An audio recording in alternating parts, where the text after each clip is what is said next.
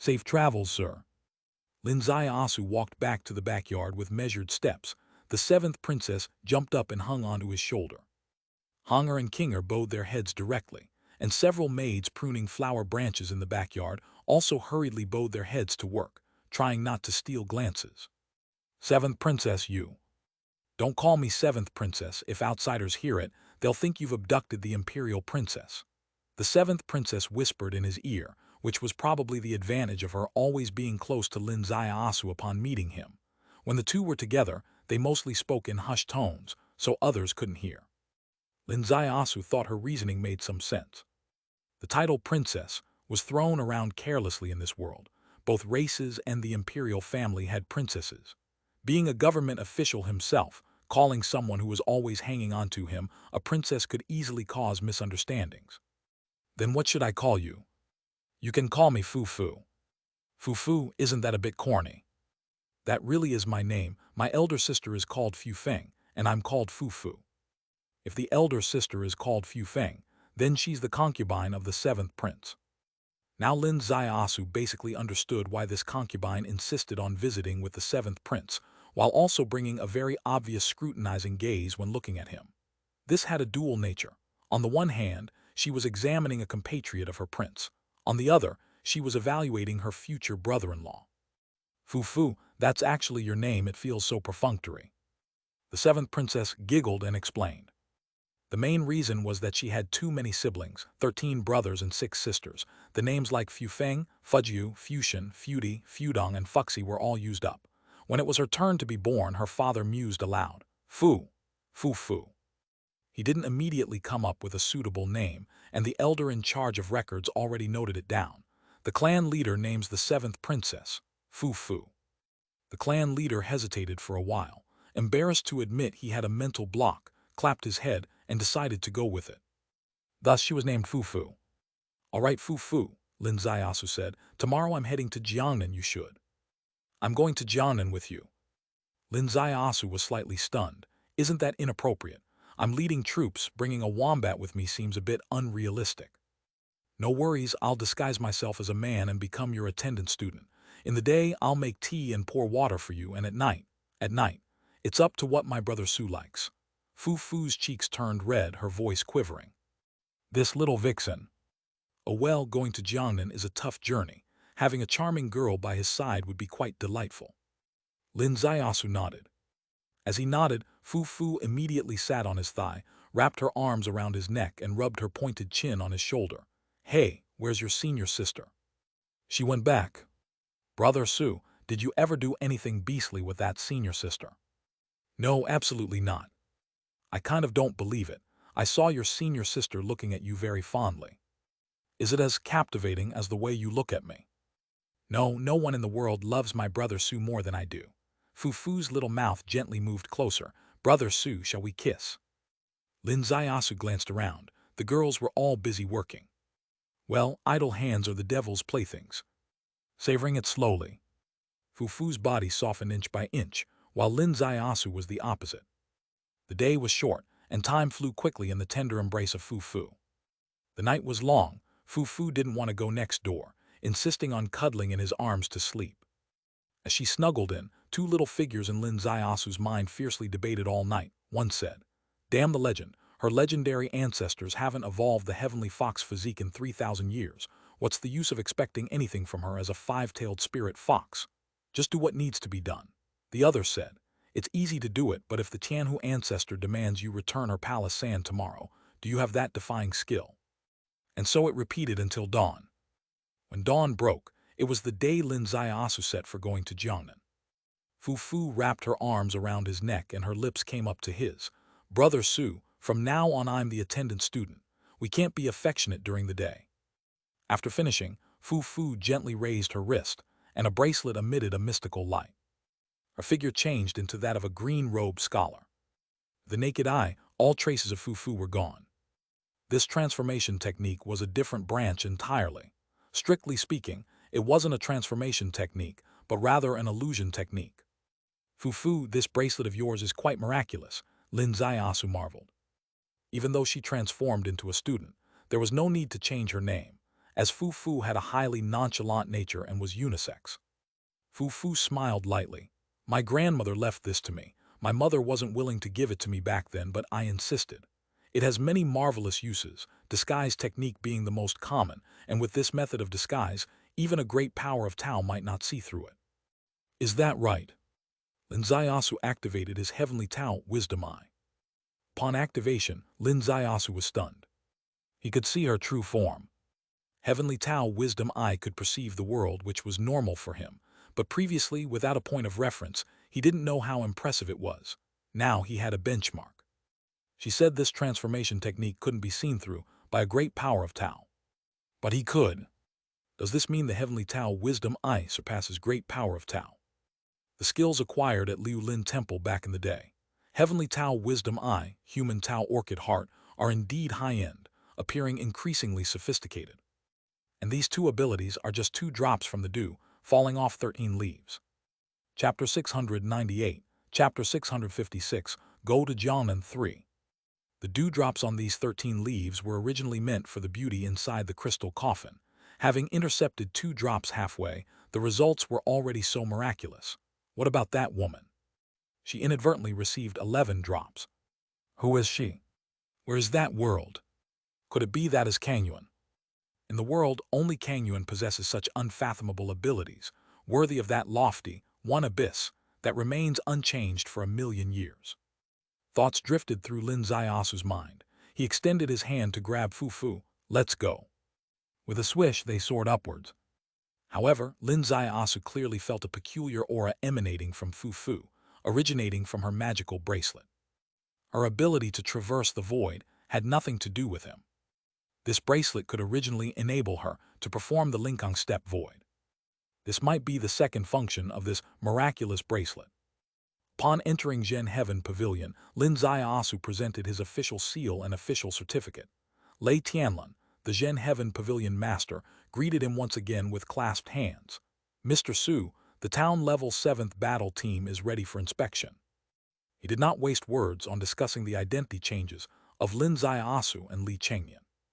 In fact, the entire officialdom would not utter superfluous words. Simply because this matter is taboo, even sensitive. The more one asks, the more likely it is to lead to trouble. No one in the political arena is a fool who would willingly court trouble if it can be avoided. Lin Zaiasu nodded and was led into the military hall.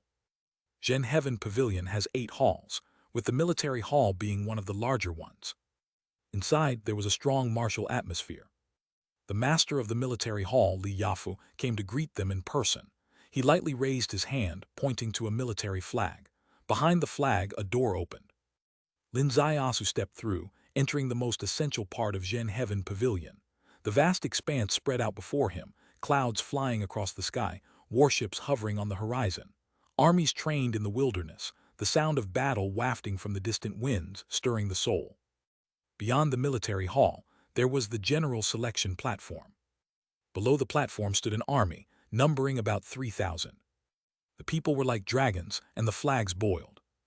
On the flag, a black dragon brandished its claws, as if it might come alive. At the forefront of the army stood a person. Though standing under the 10-meter-high general selection platform, his head was level with it. It was the vice commander of the 7th battle team, Quang Lang. Not bad. Lin Zaiasu glanced over the battle team, nodding slightly. How sharp his eyesight was. With one glance, he could tell that this army was extraordinary. Every one of them was a seedling of a military king, their spirit bursting out of their bodies. Although Vice Envoy Quang Lang is unruly, her military discipline is extremely strict, said Li Yafu, the master of the military hall. A few days ago, she was disrespectful to you, Mr. Su. I hope you won't hold a grudge against a petty person. Master Li, don't worry about it. What I admire are military leaders who are rigorous and can win battles, not those timid and acquiescent individuals who achieve nothing. Li Yafu was overjoyed. Quang Lang, greet Mr. Su. Quang Lang turned slowly, her eyes filled with murderous intent, staring at Lin Zaiasu. Her expression didn't change at all. It seemed that her father's admonition over the past 3 days, tugging at her ears, had limited effect. Where is Commander Hong Bin? Lin Zaiasu asked. Li Yafu hurriedly explained. Hong Bin was involved in a scandal yesterday, and is unable to go south with you this time. A scandal, Lin Ziyasu's eyebrows twitched. This individual had an affair with Old Master Hong's concubine. When Old Master Hong discovered it, he broke both his legs on the spot.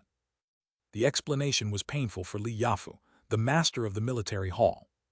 Suddenly a voice rang out, "Master Li, do you believe what Hong Bin's side says?" The voice was none other than Quang Lang's. Li Yafu's face darkened, ready to reprimand. Quang Lang raised her voice. Hong Bin indeed had an affair with his father's concubine, but the affair has been ongoing for 7 or 8 years, and they even hired a tutor for the son. Why did the scandal suddenly break out last night? Clearly, Hong Bin is fearful of the upcoming trip to Jiangnan. He's willing to bear a scandal and endure broken legs rather than step foot in Jiangnan. Her voice was loud and clear. Not only could the 5 people on the platform hear it clearly, but the entire army of 3,000 also raised their heads, showing peculiar expressions. Li Yafu was incredibly embarrassed. In officialdom, there are rules. Do not expose people's weaknesses, do not block paths completely. This illegitimate daughter of his, whom he had been nurturing with great effort, never seemed to learn the ways of officialdom. Everyone knew that Hong Bin was aware that going to Jiangnan meant a 9 out of 10 chance of death. He preferred having his legs broken over going. But no one said a word. This is called leaving someone a way out. You little girl had to say it out loud. In doing so, Hong Bin's reputation was truly destroyed. He was a leader, and leaders typically paid little mind to personal scandals. Having an affair with his father's concubine might not have been a big deal. After all, in this era, concubines are not considered family members and are seen as possessions that can be freely given away, having no blood relation with him. However, by Quang Lang bringing it to light, the issue became serious. A military leader, afraid of entering the battlefield, preferred to bear a scandal and endure broken legs. Can such a general still be used? She had directly cut off his future. Wild speculation, what a disgrace. Li Yafu finally spat out 8 words. How is it wild speculation? I have irrefutable evidence, Quang Lang said. Shut up. Li Yafu was thoroughly infuriated.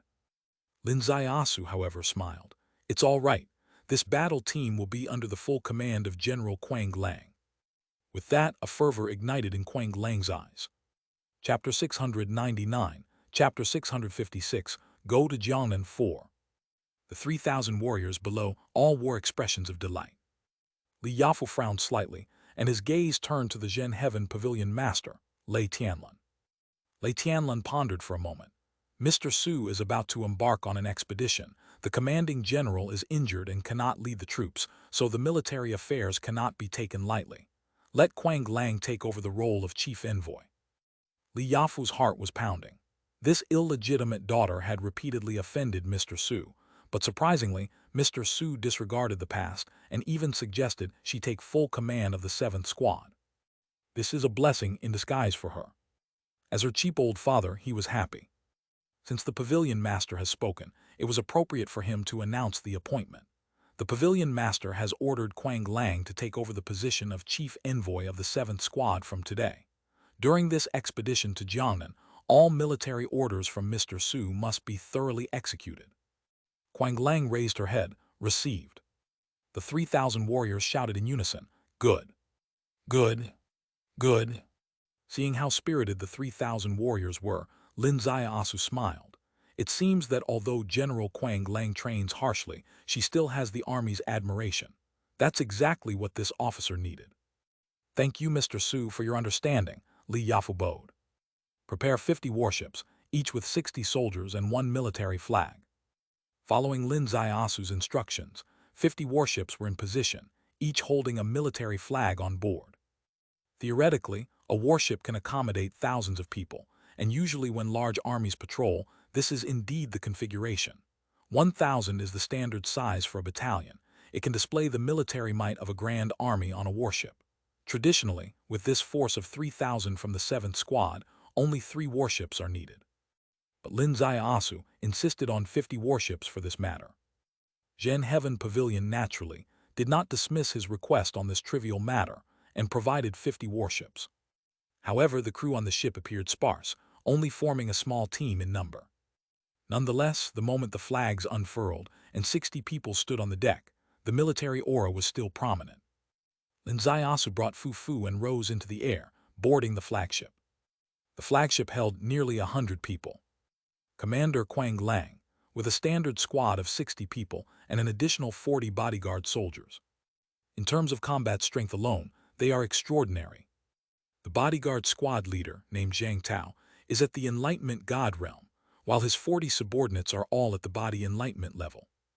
The other 49 warships had all their team leaders at the Enlightenment body realm, while their warriors were all observing heaven or equivalent in combat strength.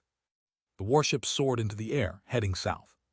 The much-anticipated expedition to Jiangnan commences today.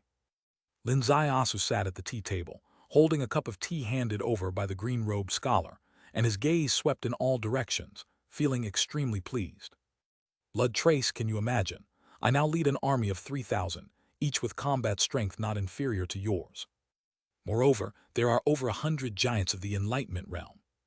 Quang Lang stood at the forefront of the warship, not sparing a glance at Lin Zaiasu.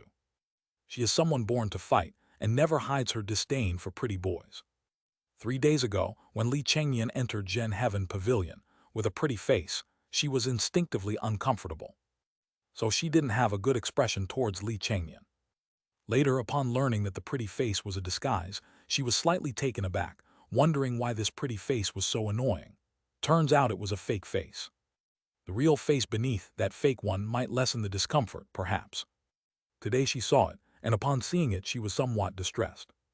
This newly revealed pretty face, Su Lin, was even whiter than Li Chengyan's, with even smoother and finer skin, and an elegantly pretentious demeanor, even more nauseatingly refined.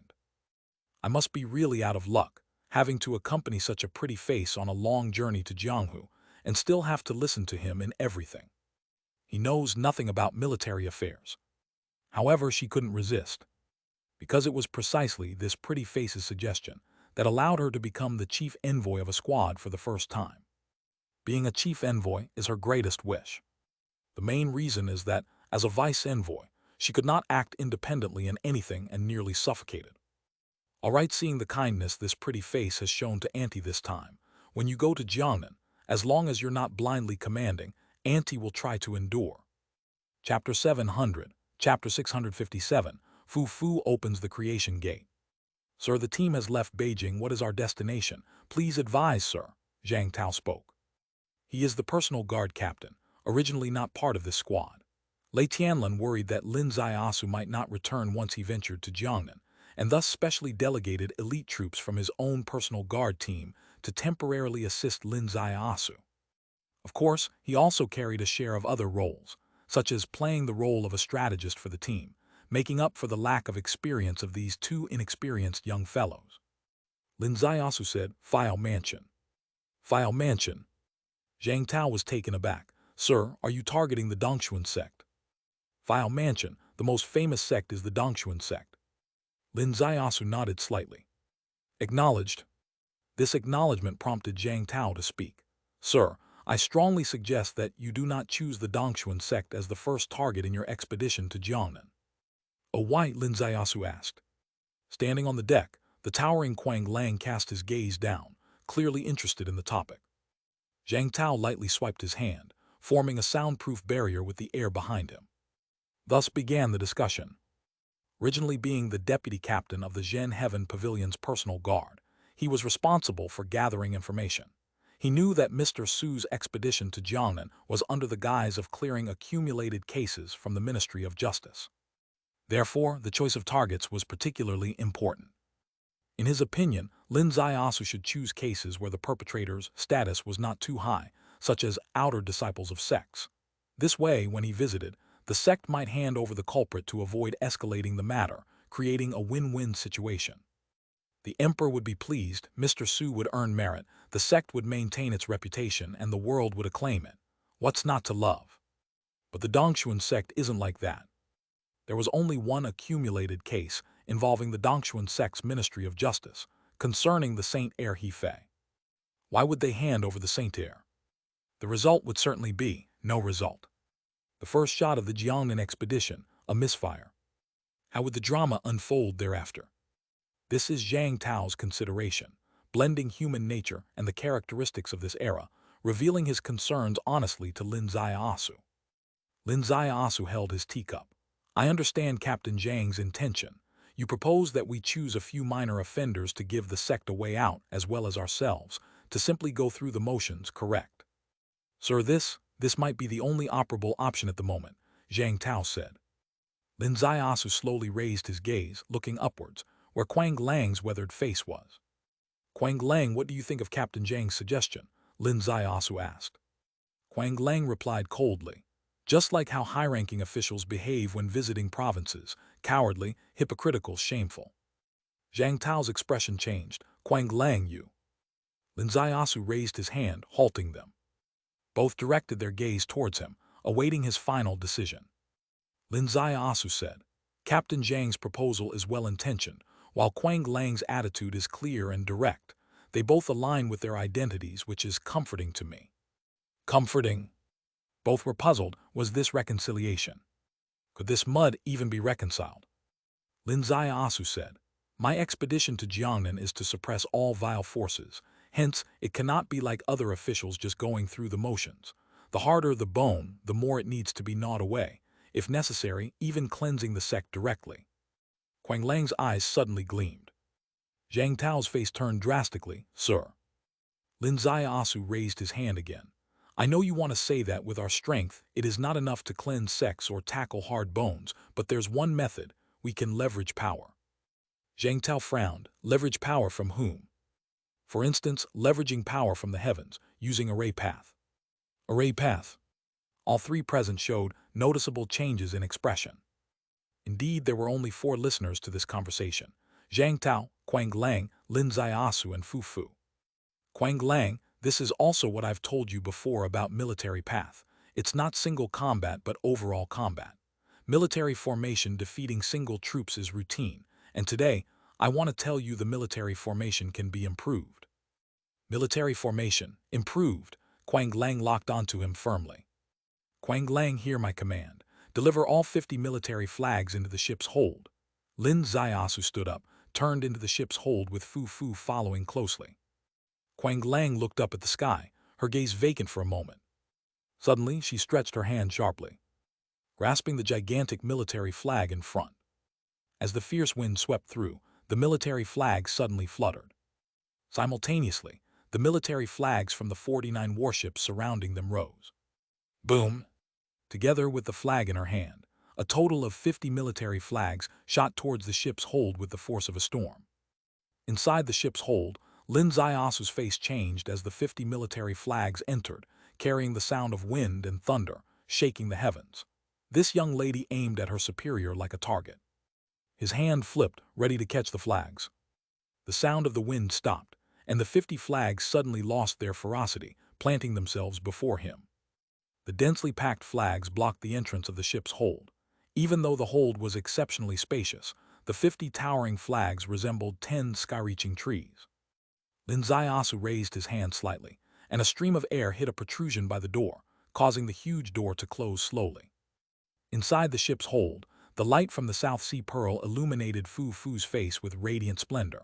Yes, once the door closed, she dropped her disguise, revealing the charmingly coquettish face of the Fox clan's little spirit sister. Brother Su, do you know Array Path? You don't believe? Not really. Fu Fu's eyes gently twirled. When you came to propose at my home that day, I saw the situation on Fenghua Road. Chapter 701, Chapter 657, Fu Fu opens the Creation Gate Part 2.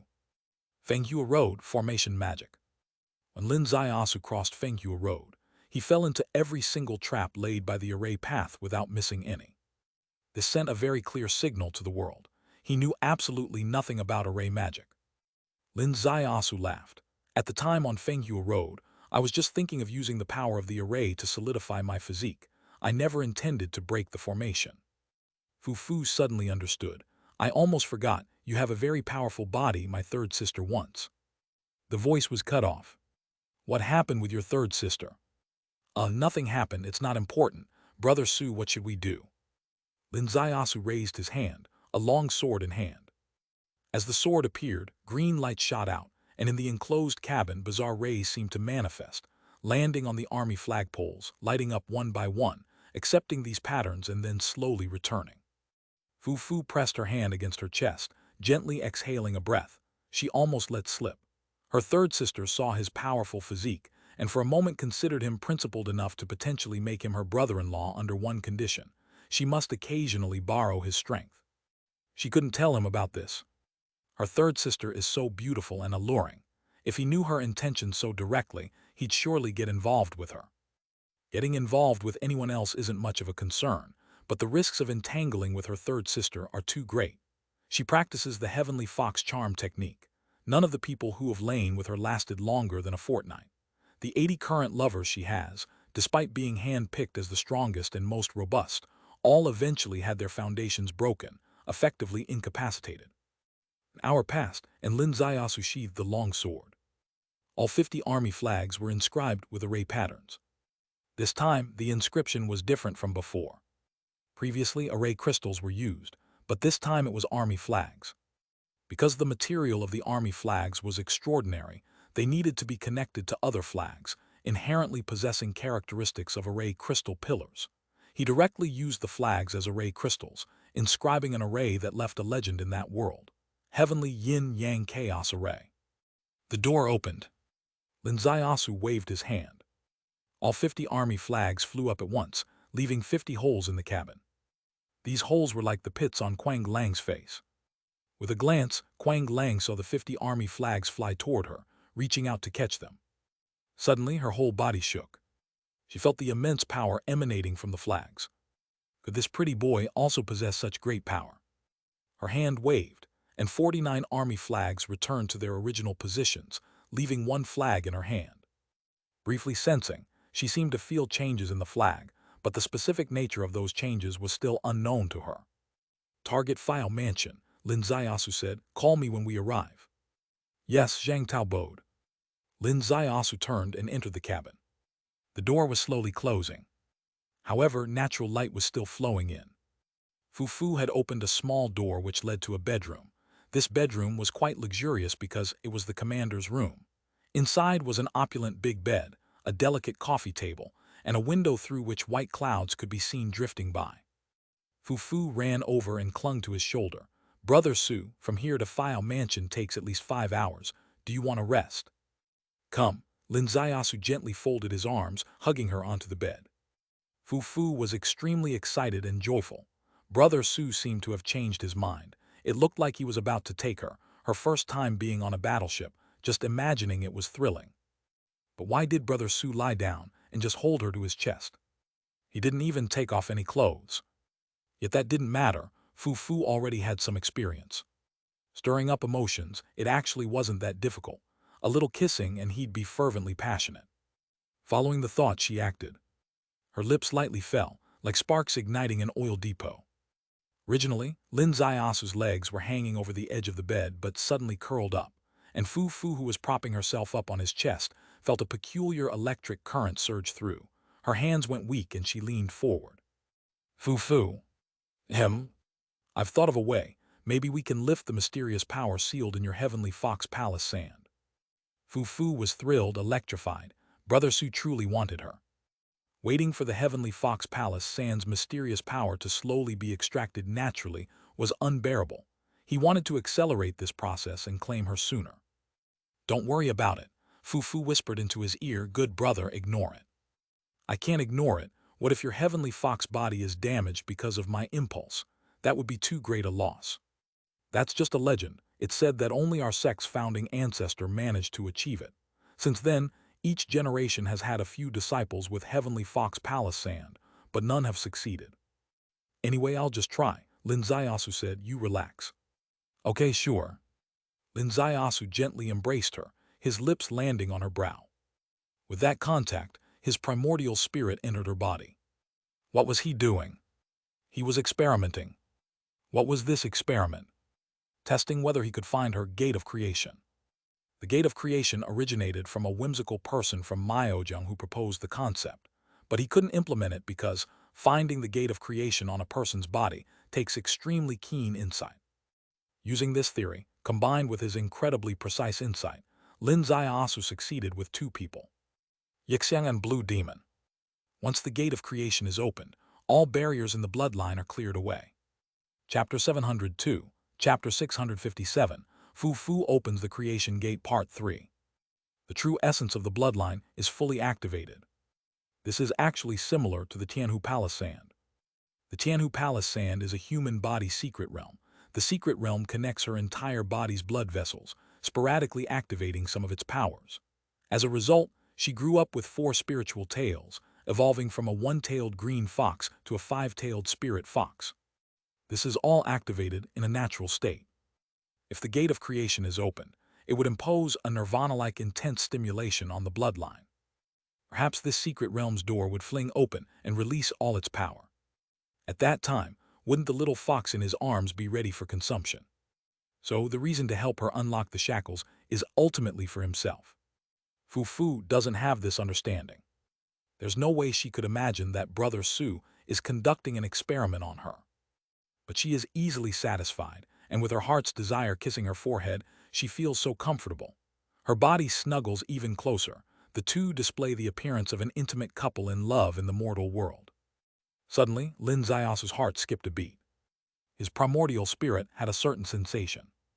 It seems as if a pair of eyes are watching him. Someone is spying. Who? He instantly entered a combat state. The primordial spirit conducted a reverse probe, a boundless vastness, and though the feeling of probing remained, the primordial spirit could not distinguish the source of the probing. Lin Ziaosu's mind slightly moved, activating the space law. The tentacles of space seemed to subtly merge with the outside world, opening a channel between the external space and the inner space, his sensing power extending astonishingly far in this space. 10 leagues easily surpassed. Only white clouds drifting by. 30 leagues surpassed. Only white clouds drifting again. 50 leagues crossed somewhat difficultly, yet still only with white clouds drifting. 60 leagues is his limit, still unable to capture the spying person. Lin Ziaosu's mind sank. The space Tao seed suddenly accelerated its rotation. His pace of extension forwarding again, 70 leagues. 80 leagues. With a slight sound of a light blast, the space Tao seed cracked open a fissure. With the opening of this crack, Lin Ziaosu's sensing power suddenly leaped forward, in an instant soaring to 100 leagues. He saw it. 100 leagues away, there was a flying vessel, and on the vessel 2 people, familiar faces. Princess Shensheng and her palace maid. Princess Shensheng's hands traced the shape of a heart. The interior of the heart pattern gleamed like a mirror. Heavenly Capital, Immortal Mirror Technique. This was the technique she had used before, the Heavenly Capital, Immortal Mirror Technique. Lin Ziaosu gritted his teeth. Heavenly Capital, Immortal Mirror Technique. 2 days ago, this little minx tried it on him once, stripping away his Li Chengyan disguise at once. Although this stripping didn't cause him any substantial harm. Yet that was due to his quick response. That was because he had a deep understanding of the Emperor's thoughts. If it were someone else, or another emperor, that one stripping could truly be his downfall. This little minx actually followed him, still using the Heavenly Capital, Immortal Mirror Technique to monitor from afar. With such eyes constantly on him, he couldn't keep any secrets hidden.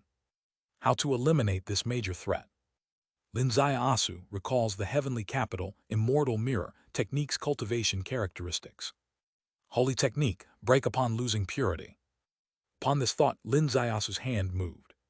The Fu Fu in his arms let out a gentle "oh" and opened her eyes, a mix of shyness and joy.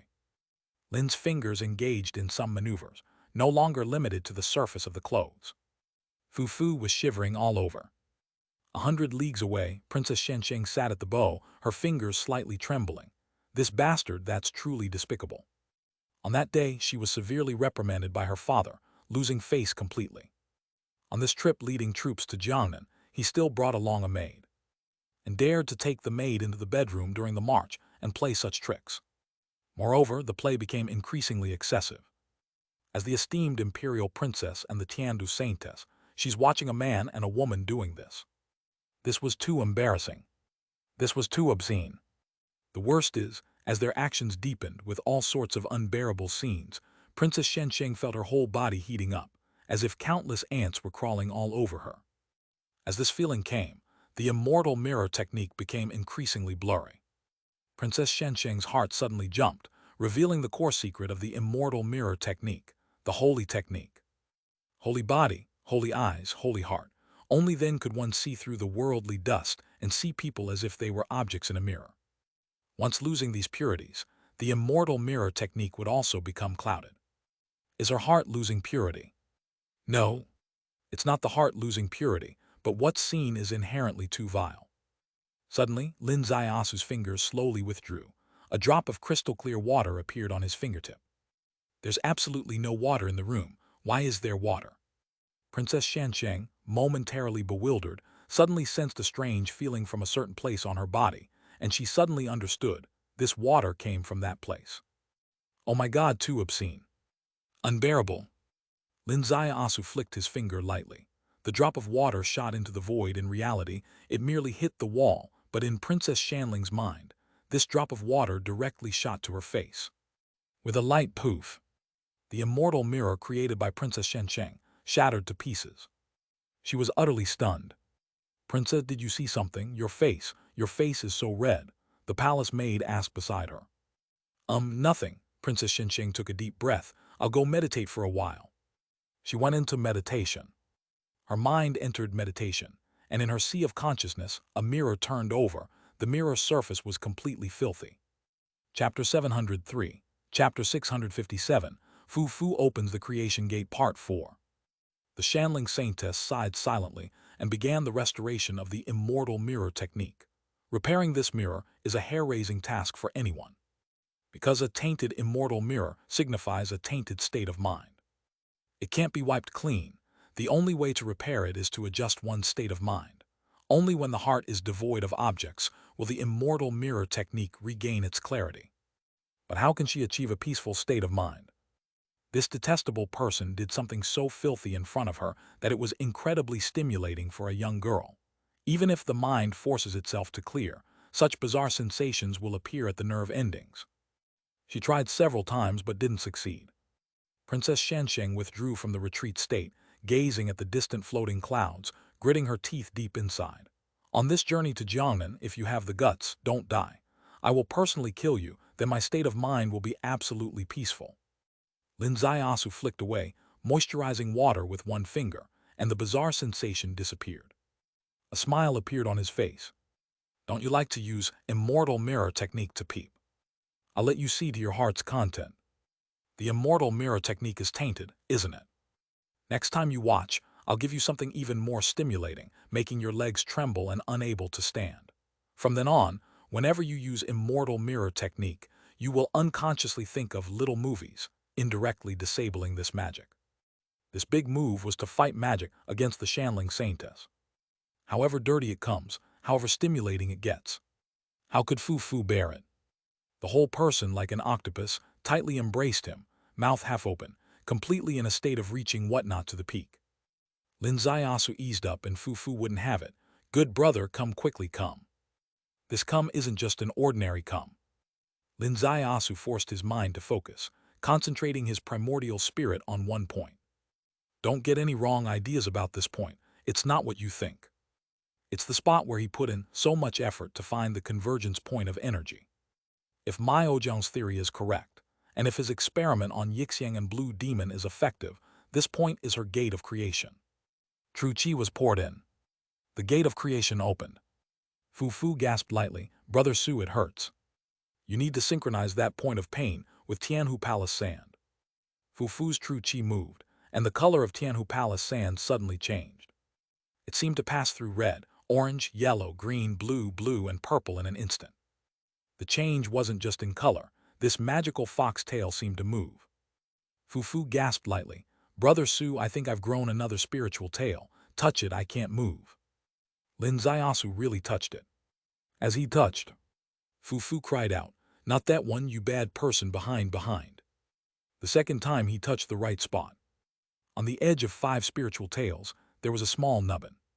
6 tails. He successfully grew a 6th tail. Fu Fu, it seems effective. Lin Zaiasu was very excited.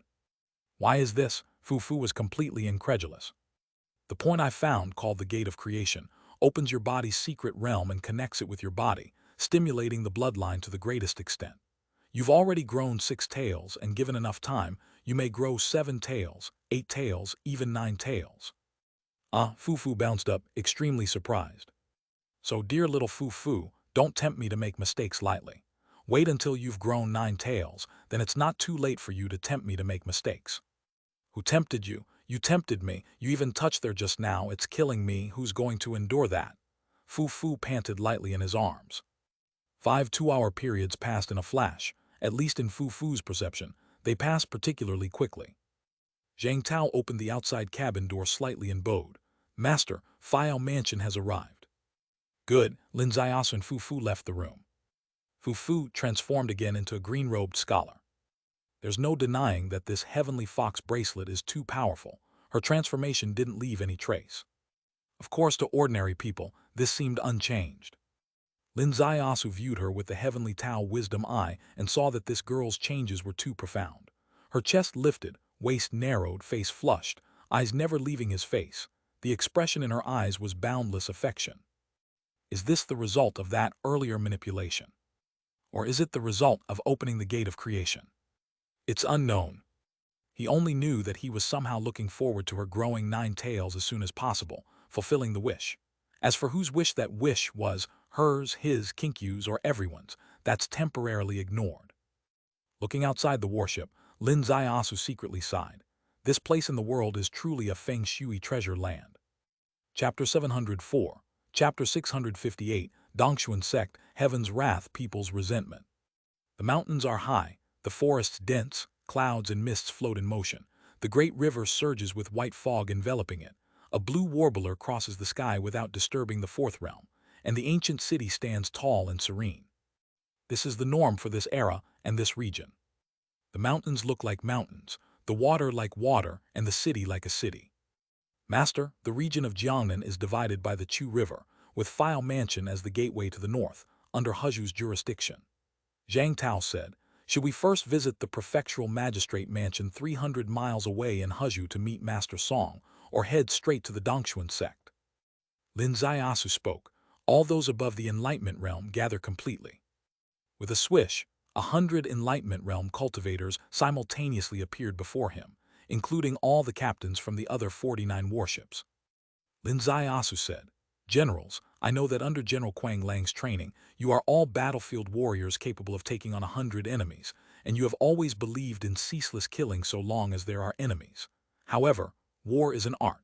On this mission to Jiangnan, I want you to truly appreciate the art of battle and to understand that there are no fixed rules in warfare. Everyone's eyes turned to Quang Lang.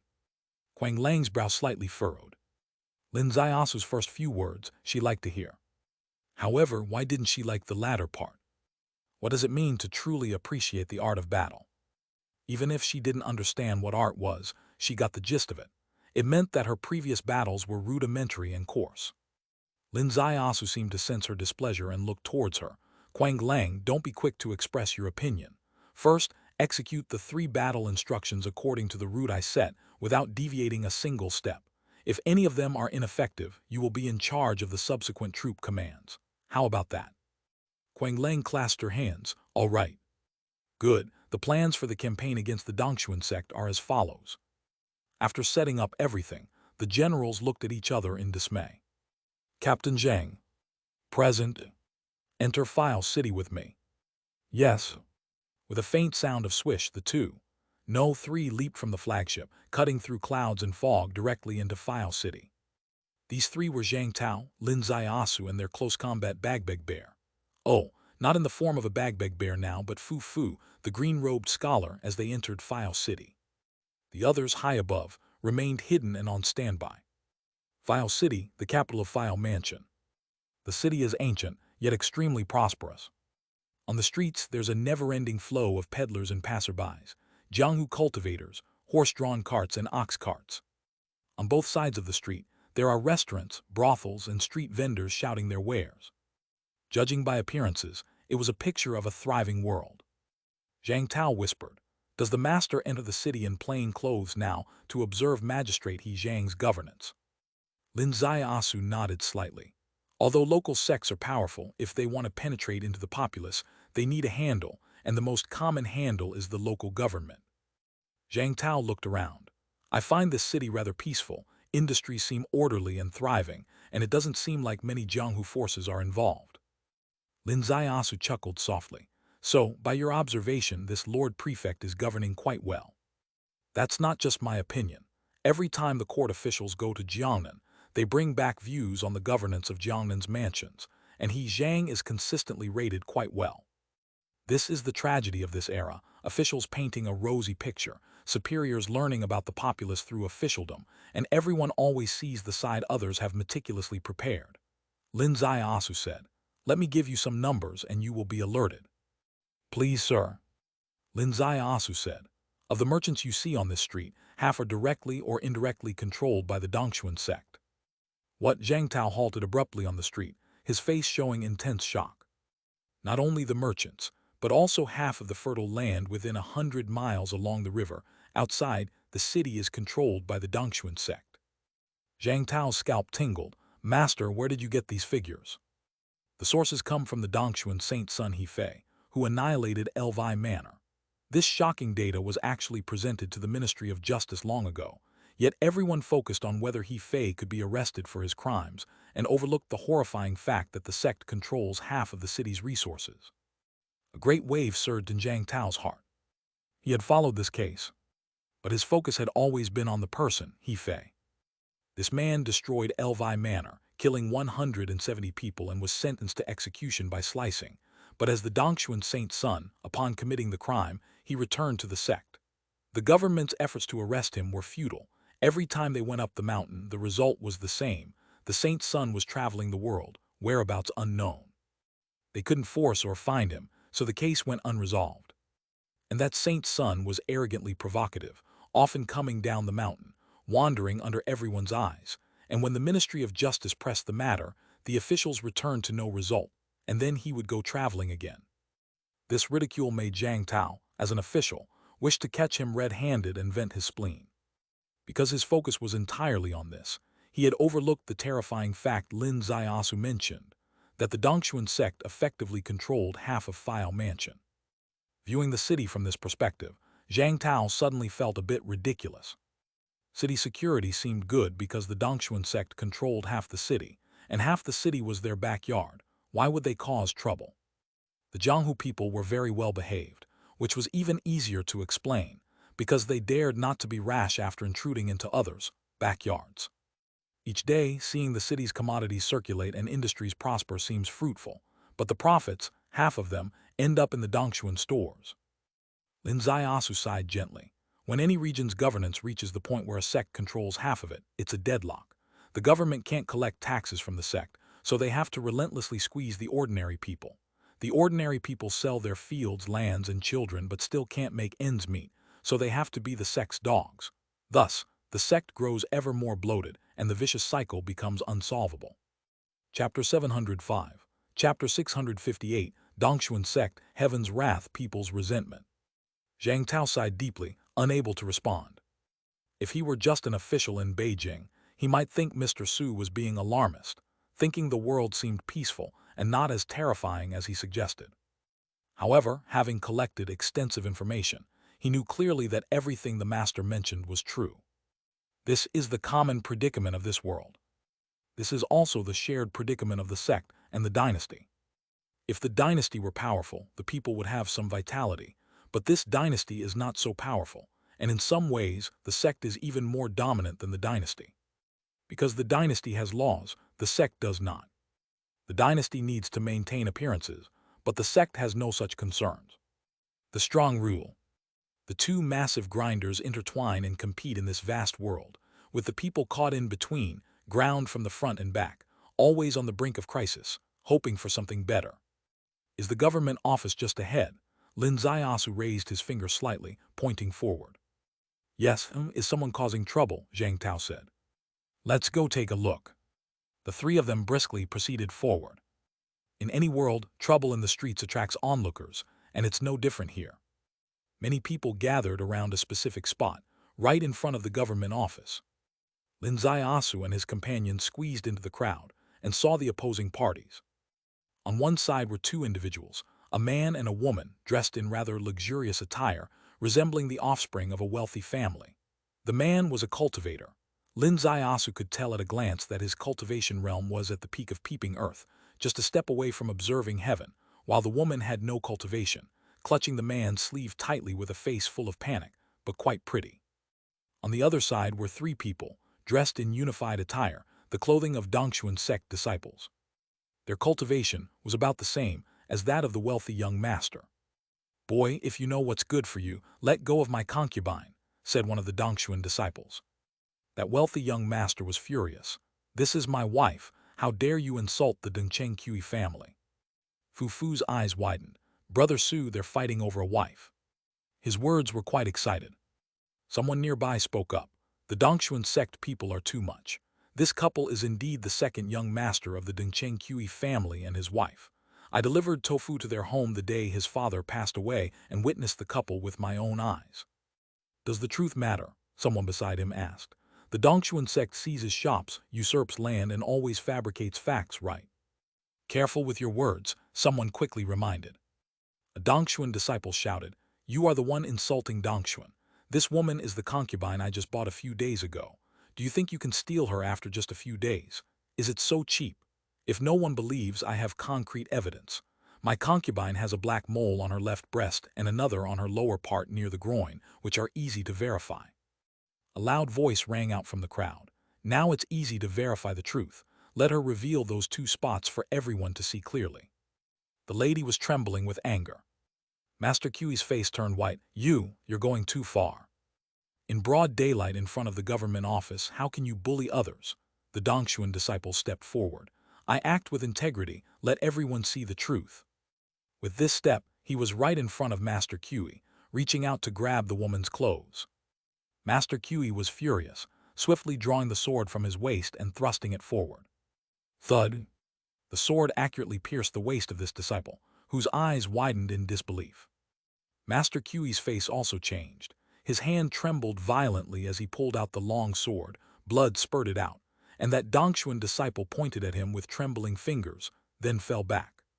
"Murder!" The onlookers simultaneously retreated with a swish. Two Dongshuan disciples shouted angrily, "How dare you commit murder in public?" With a swish, a disciple slashed with a knife. Master Q raised his sword to block it, but he was lacking confidence, his sword lacking true chi, and the long sword was sent flying. He himself knocked back 3 yards away, and in front of him, a shadow flickered as the disciple swung a second strike downward, seemingly ready to decapitate him. "Sir," Zhang Tao's 2 words came through. He was asking for permission, whether to intervene. Lin Zaiasu's gaze suddenly lifted, staring at the government office. "Stop!" An official suddenly appeared at the gate of the government office, extending his hand quickly, and an official seal appeared in his palm, with 2 large characters on it. Deputy. Deputy of File Office, an official position below the magistrate, 5th rank official. In an office, it's considered a high official, second to one and above thousands. The official seal exuded an inexplicable pressure. The disciple's knife was about to cut off Mr. Q's head but paused slightly, allowing Mr. Q to escape from under the blade, his hand reaching out to catch the falling long sword. But with a glance, his heart raced, for his wife was at that moment being choked by another disciple. "Fu Yao Deputy Li Ye."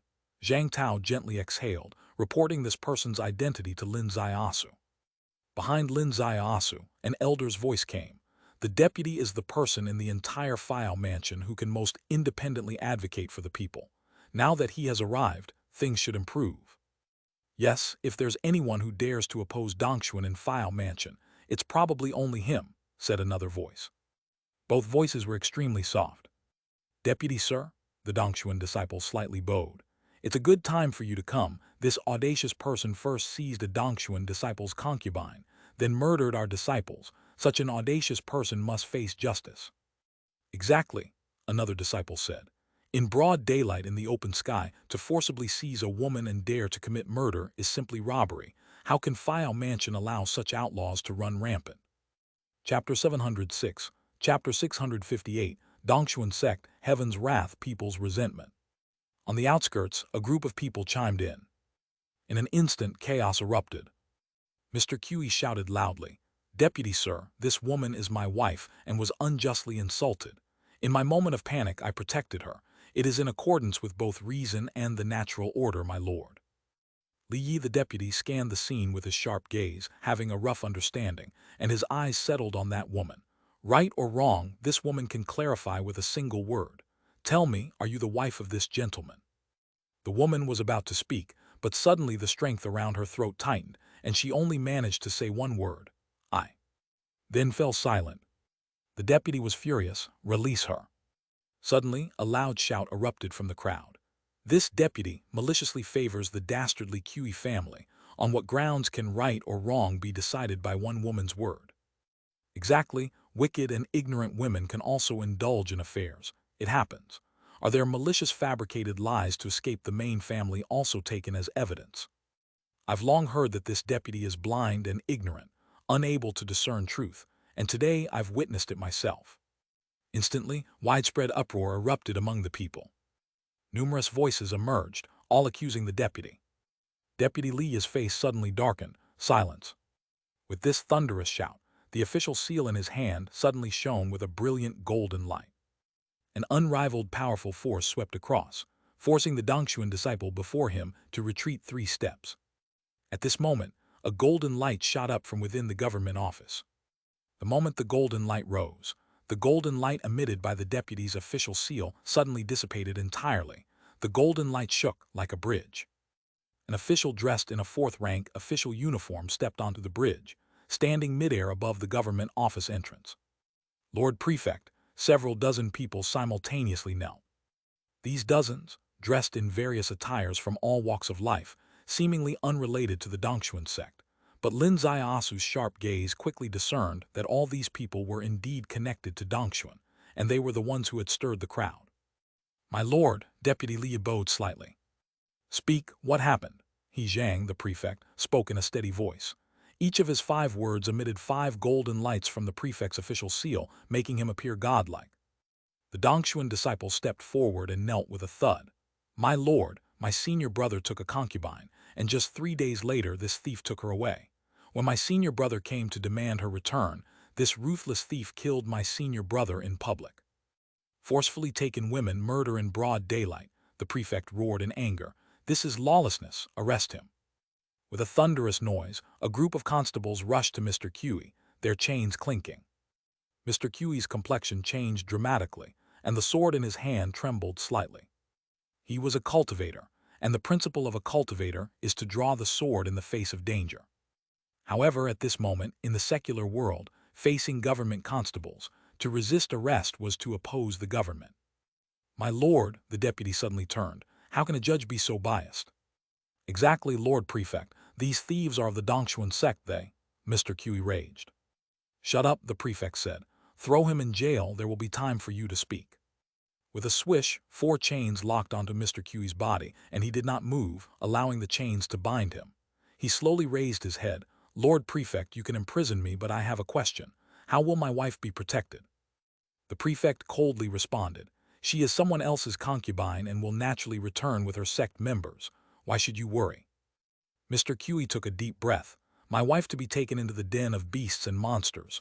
What are your intentions? Corrupt official today I Kui Hao will rid the people of harm. With a thunderous crash, the chains on his body shattered inch by inch.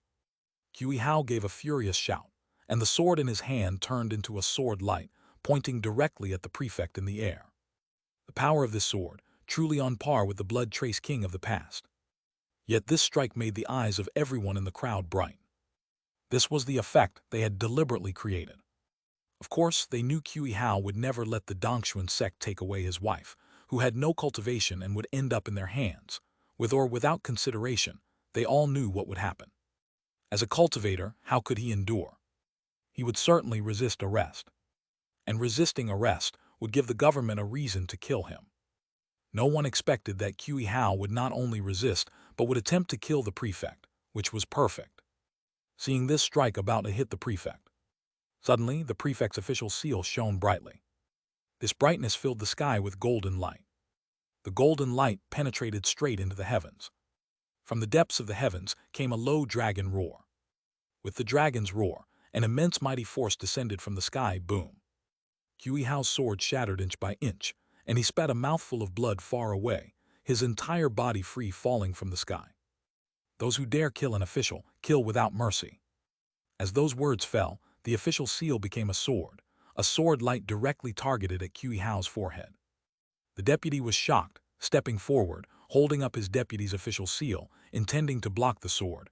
But unfortunately, his seal's power was ultimately far less than the prefect's.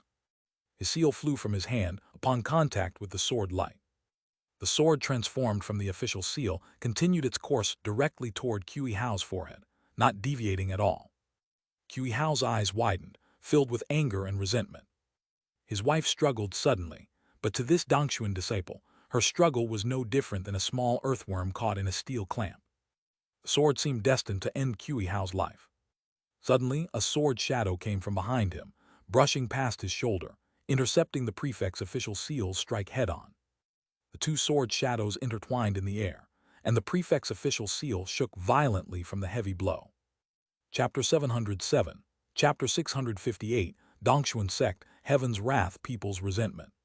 His heart skipped a beat, eyes fixed firmly on the figure behind Kui Hao.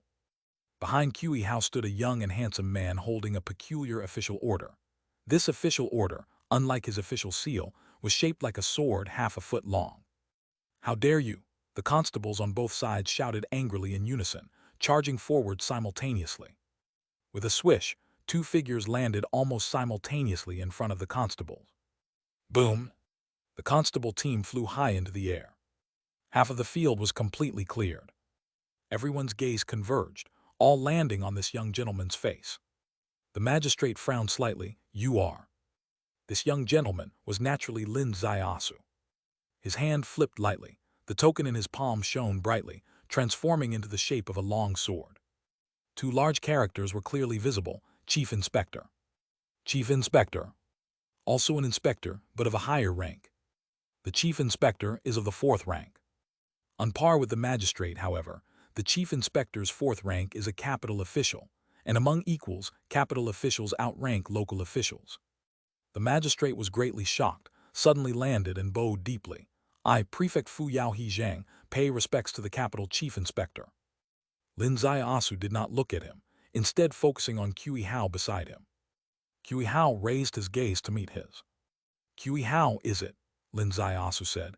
"I have been ordered by His Majesty to inspect Jiangnan and can uphold justice for you. You may tell me the words you left unsaid." Kui Hao's eyes finally filled with excitement. "My lord, the Dongshuan sect targeted my wife and me for a reason. They previously killed my father and 2 older brothers, intending to seize my family's 100-acre orchard and fertile fields. Upon returning from my sect, I took over these assets and became their thorn in the side. Hence they created trouble." The crowd was in an uproar. "My lord, you are a high official from the capital. You must discern right from wrong," pleaded the Dongshuan disciple who had been clutching the woman's neck. "This woman is clearly—" "Let go," Lin Ziasu interrupted him. The Dongshuan disciple stared at him blankly. "This person's ears are deaf, unable to hear my righteous words. Zhang Tao." "Present." "Assist him gracefully." "Yes." Zhang Tao stepped forward, and with a soft sound, the Dongshuan disciple's 2 arms vanished without a trace. A scream had not yet left his mouth when Zhang Tao's clothes lightly shook, and this armless disciple was suddenly lifted off the ground, soaring into the government office and crashing heavily into the courtyard wall. The woman finally broke free, running a few steps towards Kui Hao and throwing herself into his arms, crying out loud. "My lord," someone shouted from the crowd, "you must discern right from wrong. This woman is that Dongshuan disciple's concubine. He can even describe the most private features of her body in detail. How could it be false?" The voice was ethereal, lost in the crowd. No one could discern its origin. However, Lin Ziasu suddenly raised his hand. With a raise of his hand, a figure was suddenly seized and thrown to the ground with a thump amidst their screams. The person cried out, their face changing colors. Lin Ziasu said coldly, "Lord Prefect, instruct the Yamen staff to bring this person's entire family of female relatives here, strip them bare, and let everyone have a look." He Zhang suddenly looked up, eyes filled with surprise. Lin Ziasu stared at him. "Lord Prefect thinks this inappropriate."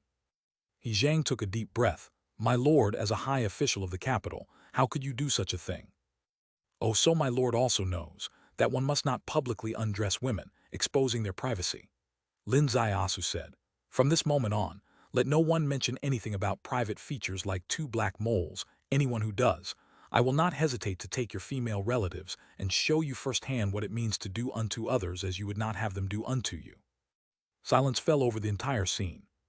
Chapter 708. Chapter 659. The Chief Inspector from Beijing is very assertive. Lord Prefect He Zhang lightly exhaled. "The fact that you have personally come to Fao has brightened the entire city, my lord. Please enter the government office and allow me to host a banquet in your honor." Lin Ziasu coldly replied, "Faced with a murder case, you still have the appetite for wine." The prefect's expression changed, but in the blink of an eye he resumed his smile. "Your words are too serious, my lord. What I meant was, I could assist you in judging this murder case." Judging this murder case need not necessarily be conducted in the government office. The common folk are gathered here and all parties are present at the scene. Wouldn't it be just fitting to hold the trial right here? Lin Ziasu stated. Zhang Tao. Present. Drag the deceased over. Zhang Tao took a step forward and approached the body of the deceased. This Dongshuan sect disciple hadn't moved in quite a while. Zhang Tao stretched out his hand and pressed it on his brow. "My lord, this person is not dead." Bang! The entire audience was stunned. Lin Ziasu frowned. "Not dead? This murder case which caused such an uproar turns out to be fake. This is so disgraceful. Ask the deceased if he needs help to maintain his dignity." The moment these words fell, the audience was silent. Just now the Lord also mentioned helping maintain dignity. As the 4 words were spoken, the Dongshuan sect disciple, who had grabbed a woman by the throat, suddenly lost both his arms. And now the chilling phrase, "help him maintain dignity," resurfaces, with a very specific target, implying that if you're not dead, it's disgraceful. How will they help him with dignity, though? With a sudden snap, the body on the ground bounced up. However, he could not go anywhere because Zhang Tao held his shoulder down. "Tell us," Lin Ziasu walked over leisurely, "what was the cause and the process of today's incident? Confess truthfully." The disciple's eyes glazed over as he recounted everything. The Dongshuan sect coveted the Kui family's ancestral estate. They had already dealt with the family's head previously, and the estate was almost theirs. However, a disciple of the Kui family returned from cultivation at the sect. Thus, they also had to eliminate Kui Hao. So they devised this scheme. Everything was a setup. To ensure this scheme succeeded, they meticulously planned every detail. The entire audience gasped collectively. Deputy Li's face was filled with rage. A wave from the grassroots swept across this region without any warning. To seize ancestral estates by any means. How can such a criminal sect still exist in this world? Is heaven truly blind? The Dongshuan sect, guilty of unforgivable sins. The Dongshuan sect. Initially, the voices were hushed, as everyone was afraid to speak up, but as more people gathered, the atmosphere grew heated, kindling the emotions of the masses. Of course, most of them had also suffered under the Dongshuan sect's tyranny. In the past, they dared not speak out, but now that a high-ranking official from Beijing had come, clearly at odds with the Dongshuan sect, the people became increasingly bold and unruly. Lord Prefect He Zhang's face grew darker and more troubled. "Everyone be quiet." Lin Ziasu gently raised his hand. The entire place fell silent.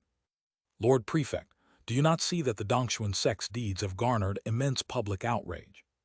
He Zhang replied, "My lord, you are on an imperial inspection in Jiangnan. It would not be wise to be biased or to trust everything you hear. Every city has self-interested individuals.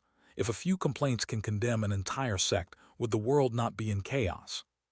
"Lord Prefect, you just prevented Kui Hao from speaking, allowed the Dongshuan sect to take away a man's rightful wife, and cooperated with their encroachment on ancestral estates. Even at this juncture, you still seek to exonerate them. This raises a question."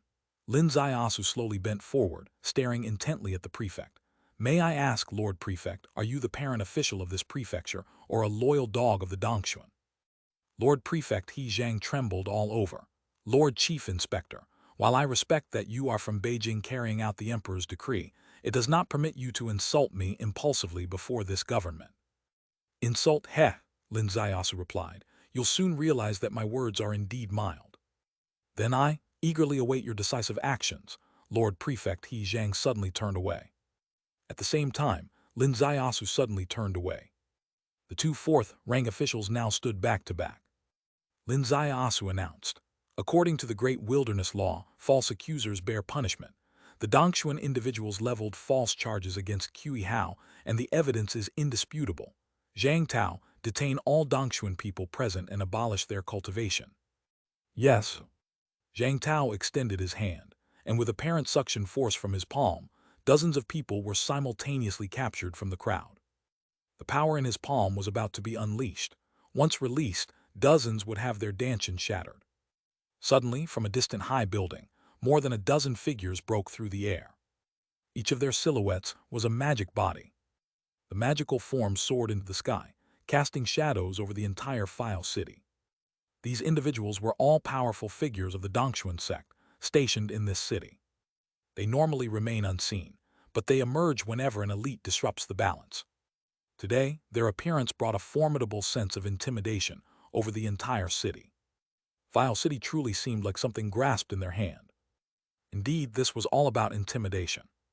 Whenever a new prefect assumed office, they performed this ceremony to ensure the prefect understood who truly ruled this city. Today, however, with a high-ranking official from Beijing present and the prefect in their camp being utterly suppressed, while their elite disciples faced the threat of losing their powers, it was undoubtedly time to reveal their trump card. Over a dozen giants of the Enlightenment realm soared across the sky, inscribing the rules of the Dongshuan sect, forcing even a high-ranking official from Beijing to bow down. However, Lin Ziasu raised his gaze, his voice icy. Dare to defy the ban with force. Abolish all of your cultivation immediately. Zhang Tao's hand jolted, and with a swift motion, dozens of Dongshuan disciples had their dantian shattered.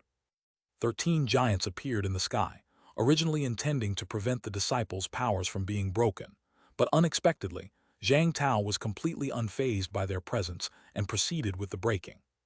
Chapter 709, Chapter 659, The Beijing Chief Inspector is Forceful Part 2. This breach enraged the 13 giants, their might suddenly resembling a heavenly river pouring down. The entire File City was instantly impenetrable by wind and rain. Zhang Tao suddenly raised his head. When he raised his head, his height was merely 1.80 meters. But in an instant, his height soared to the skies. An overwhelmingly powerful aura swept across the sky. This aura was not like that of a martial art expert from the Jianghu, but a murderous intent from the battlefields. A battlefield general surpassing the Enlightenment God realm suddenly exuded an aura, overwhelming the entire scene. In the air, 13 giants of the Enlightenment realm were all shocked. Who are you? Zhang Tao pressed down with one palm. This palm descended like a battle flag from the heavens, carrying a resolve that the city must fall, and people must die, along with a murderous intent from the battlefield that would slay gods encountered and slay Buddhas encountered. Boom! The 13 giants of the Enlightenment realm all fell simultaneously. Their elixir field and qi were shattered all at once. This included 2 enlightened gods. These 2 in the Enlightenment God realm were the 19th elder and the 37th elder of the Dongshuan sect's inner sect elders. Even in this great sect, they held high positions of power. Regarding cultivation, they seemed to be no weaker than Zhang Tao, yet under Zhang Tao's palm that carried the battlefield's wind and thunder, their powers were directly shattered. This is Zhang Tao's capability. Although his cultivation is only at Enlightenment God realm, having been long beside the Zhen Heaven Pavilion Master, even against Enlightenment rules experts, he has the power for one strike. In the entire Enlightenment God realm, he is almost invincible. The entire city was silent, completely shocked by this world-shattering strike. There were still hundreds of Dongshuan sect members in the city, yet no one dared to step forward. Magistrate He Zhang's official seal glimmered chaotically, yet he dared not speak again, as Lin Ziasu before him held a higher official title, and the attendant beside him turned out to be such a super expert. In a situation where they had completely torn their faces, even a mismatch in words could mean suffering a loss. However, he was not in despair, as he knew that this outspoken, hot-blooded chief inspector before him would soon taste the blood and fury of the Jianghu, because he had personally opened this dangerous door. The 19th elder landed, blood at the corner of his mouth, took a deep breath. Lord Chief Inspector, acting so recklessly, do you even realize how high the sky is and how thick the earth? Lin Ziasu raised his hand. Slap! A slap hit the face of the 19th elder, who flew horizontally, crashing into the courtyard wall. Everyone in the scene was dumbfounded. Their hearts raced in unison. His subordinates acted with such force, already not resembling someone working in officialdom. And what about him? Noble as Beijing's chief inspector, on a royal decree to patrol the south, what a status! Someone of this status acts cautiously to avoid being criticized. Yet what did he do? He directly slapped the old face of the 19th elder. It was a direct confrontation with Dongxuan sect, responding with the strongest stance. You all, the 37th elder shouted, how can Dongxuan sect be bullied? The sect master won't tolerate. Lin Ziasu's cold gaze fell on his face. The 37th elder's voice abruptly stopped. Everyone fell silent. Lin Ziasu smiled a slight smile. Dongxuan sect, right? The sect master is quite capable, right? Very well, I shall enter Dongxuan now and have a talk with your sect master. As his voice faded, his body turned, and a fourth-rank official uniform seemed to descend from the sky. As his body rose, the official uniform donned, and he stepped into the void, ascending into the deep sky. Whoosh! Two figures rose from nowhere. It was Zhang Tao and Fu Fu. The three ascended together, rising higher and higher. The hearts of everyone in the city seemed to tighten at that very moment. Lord Prefect, Deputy Li Yi raised his hands. Before him, Prefect He Zhang turned away, snorted, and stepped into the prefectural magistrate's office. At the entrance of the office, dozens of prefectural officials looked at each other, each seeing panic in the other's eyes. Is it him, Su Lin? A fifth-rank official whispered. Fourth-rank chief inspector patrolling Jiangnan, it seems it is him, another replied. This person is rumored to be a favorite by His Majesty. No wonder he is so arrogant. Does arrogance have any use? Another official said. After all, he's young and inexperienced, having early success. He will quickly learn that the Jianghu is not like the court. These were just the dialogues of a few officials from the prefectural magistrate's office. They were officials, so their words were still subtle. But the disciples of Dongxuan with bruised faces weren't so subtle. He dares to enter our sect gate, let's see how he returns. Merely a fourth-rank official, what's he worth? What are you looking at? File's sky won't change, shouted a Dongxuan sect disciple to the crowd. The people in the crowd were all pale. A few Dongxuan disciples cast their gaze towards Qi Hao, who sat on the ground holding his wife, and their bad words were rampant. It's all because of this surname Qi, kill him. With a whoosh, someone stepped forward, standing before Qi Hao. His official uniform was washed to the point of white, his hair also gray, but an official seal was held steady as Mount Tai in his hand. A fifth-rank deputy, he was Li Yi. No need to say harsh words, just standing firmly before Qi Hao. No matter how arrogant the Dongxuan disciples were, they could only retreat. The most crucial reason was that at this moment in File City, almost all the top power of the Dongxuan sect had been brought down, and they faced the most vulnerable time of their control over File City. Though a fifth-rank deputy might not weigh on their hearts, at this moment, with public outrage like boiling water and their forces greatly reduced, if experts from other sects seized the moment, perhaps Dongxuan sect would indeed face great adversity. Thus, the 19th elder waved his hand gloomily and suppressed all disciples. He personally sent a message to the sect master peak of Dongxuan sect. Chapter 710, Chapter 659, The Beijing Chief Inspector is Forceful Part 3. Dongxuan sect. 10 peculiar peaks, countless caves. Precisely because there are so many caves, each filled with mystical mechanisms, it is named Dongxuan. Sect Master Peak, the tallest and grandest of the peaks within a gigantic cave, the atmosphere is magnificent. Main cave, Sect Master He Yue sits atop a high platform behind his head. A scene resembling a vast galaxy within the galaxy, flames soar to the sky, as if to burn the heavens. This is the mark of the Enlightenment realm. Enlightenment, understanding the power of rules and being able to utilize that power, rules also spontaneously form a primordial spirit projection behind the head. This projection is named Rule Shadow. Behind his head, the state of a vast galaxy. But his expression was gloomy as if it would drip, because he had just received news from File City. In front of him were 4 people. 3 elders also had the Rule Shadow behind their heads, clearly also in the Enlightenment realm. They were not ordinary elders, they were the 3 highest-ranking supreme elders among all the elders.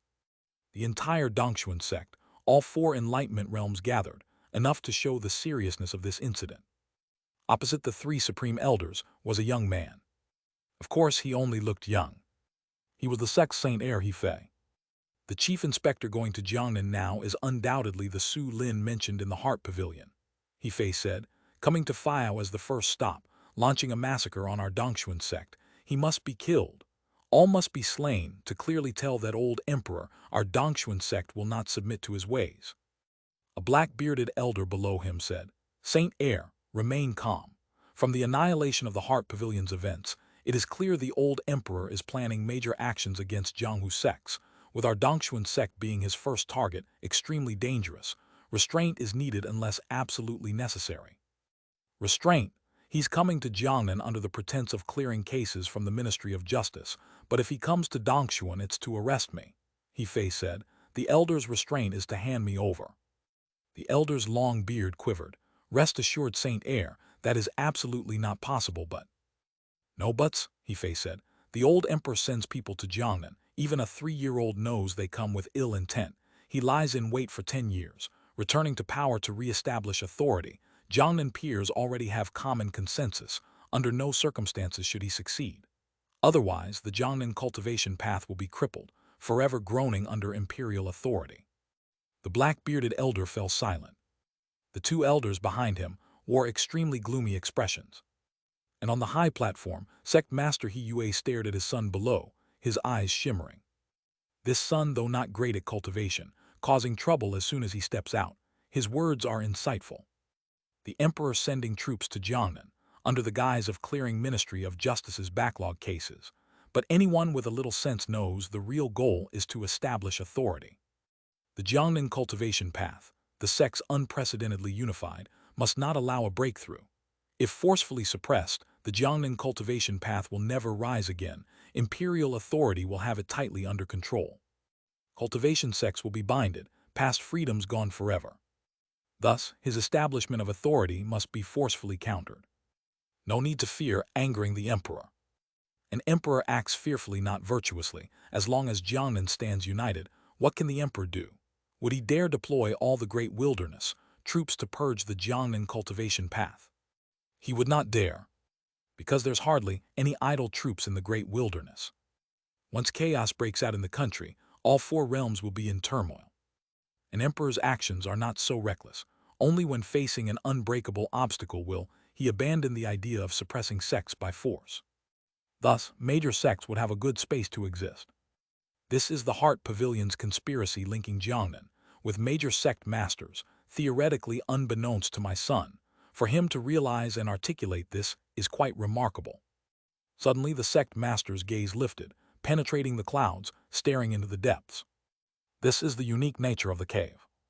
With a cover above, yet open on one side, looking up the distant moon is visible, looking down the 9 peaks in sight. The elders' gazes gathered, the clouds in the sky shivered. 3 human figures appeared. With a whoosh, the 3 figures directly pierced through the clouds and fog, flying straight for the sect master peak. Someone intercepted. However, the lead person raised a hand. A beam of golden light swept across the sky. In golden light, 2 large characters written, Chief Inspector. He really dared to come, He breathed out lightly. Whoosh! The clouds swirled and flew, revealing 3 people in front of He. The one in the center wore a 4th-rank court uniform, looking dignified and imposing. To his left, a person appeared ordinary, but within his eyes a galaxy flowed, cultivation surprisingly at the brink of the Enlightenment realm. The remaining one, a green-robed scholar, was directly ignored.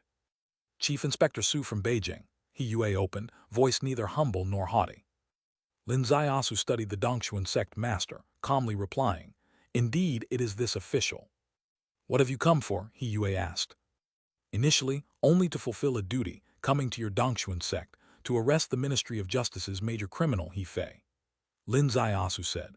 But upon arriving at Phao, this official added an additional task for himself, that is to request the sect master's cooperation to fully clear all the wealth your sect has occupied in the Phao region over the years.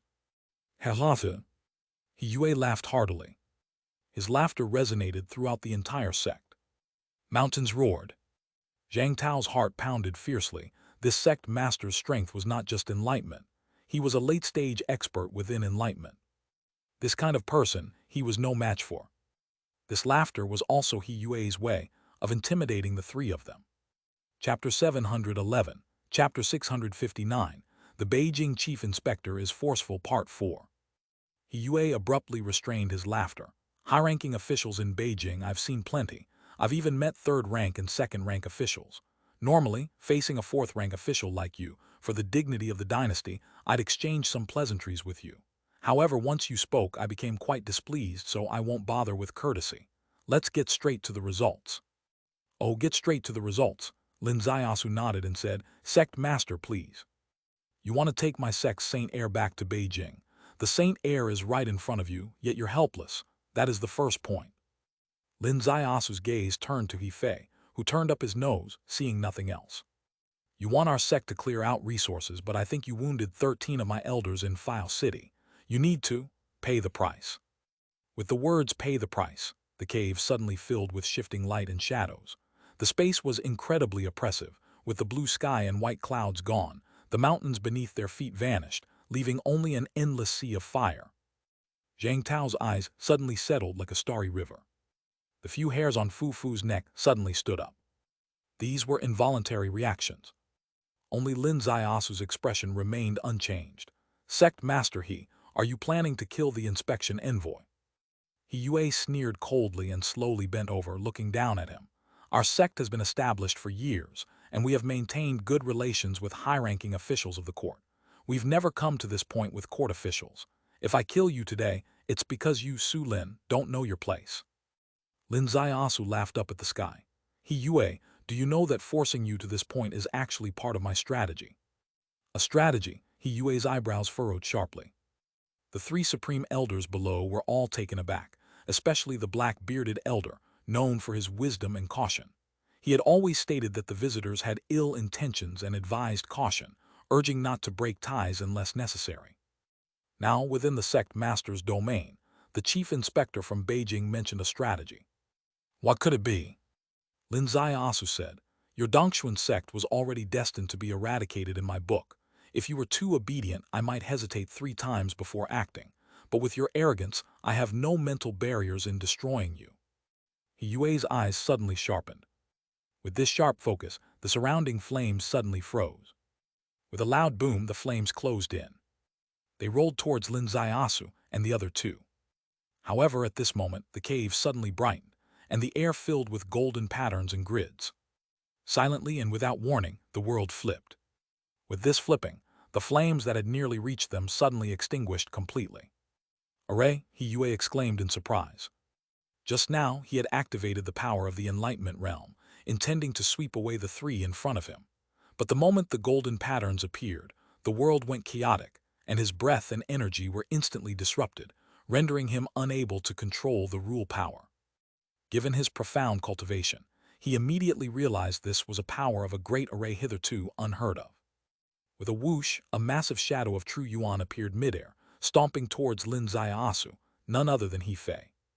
Though He Fei, as the Dongxuan saint's son, had significant martial prowess, having been carefully trained by his father, even if he were a pig, he would fly high.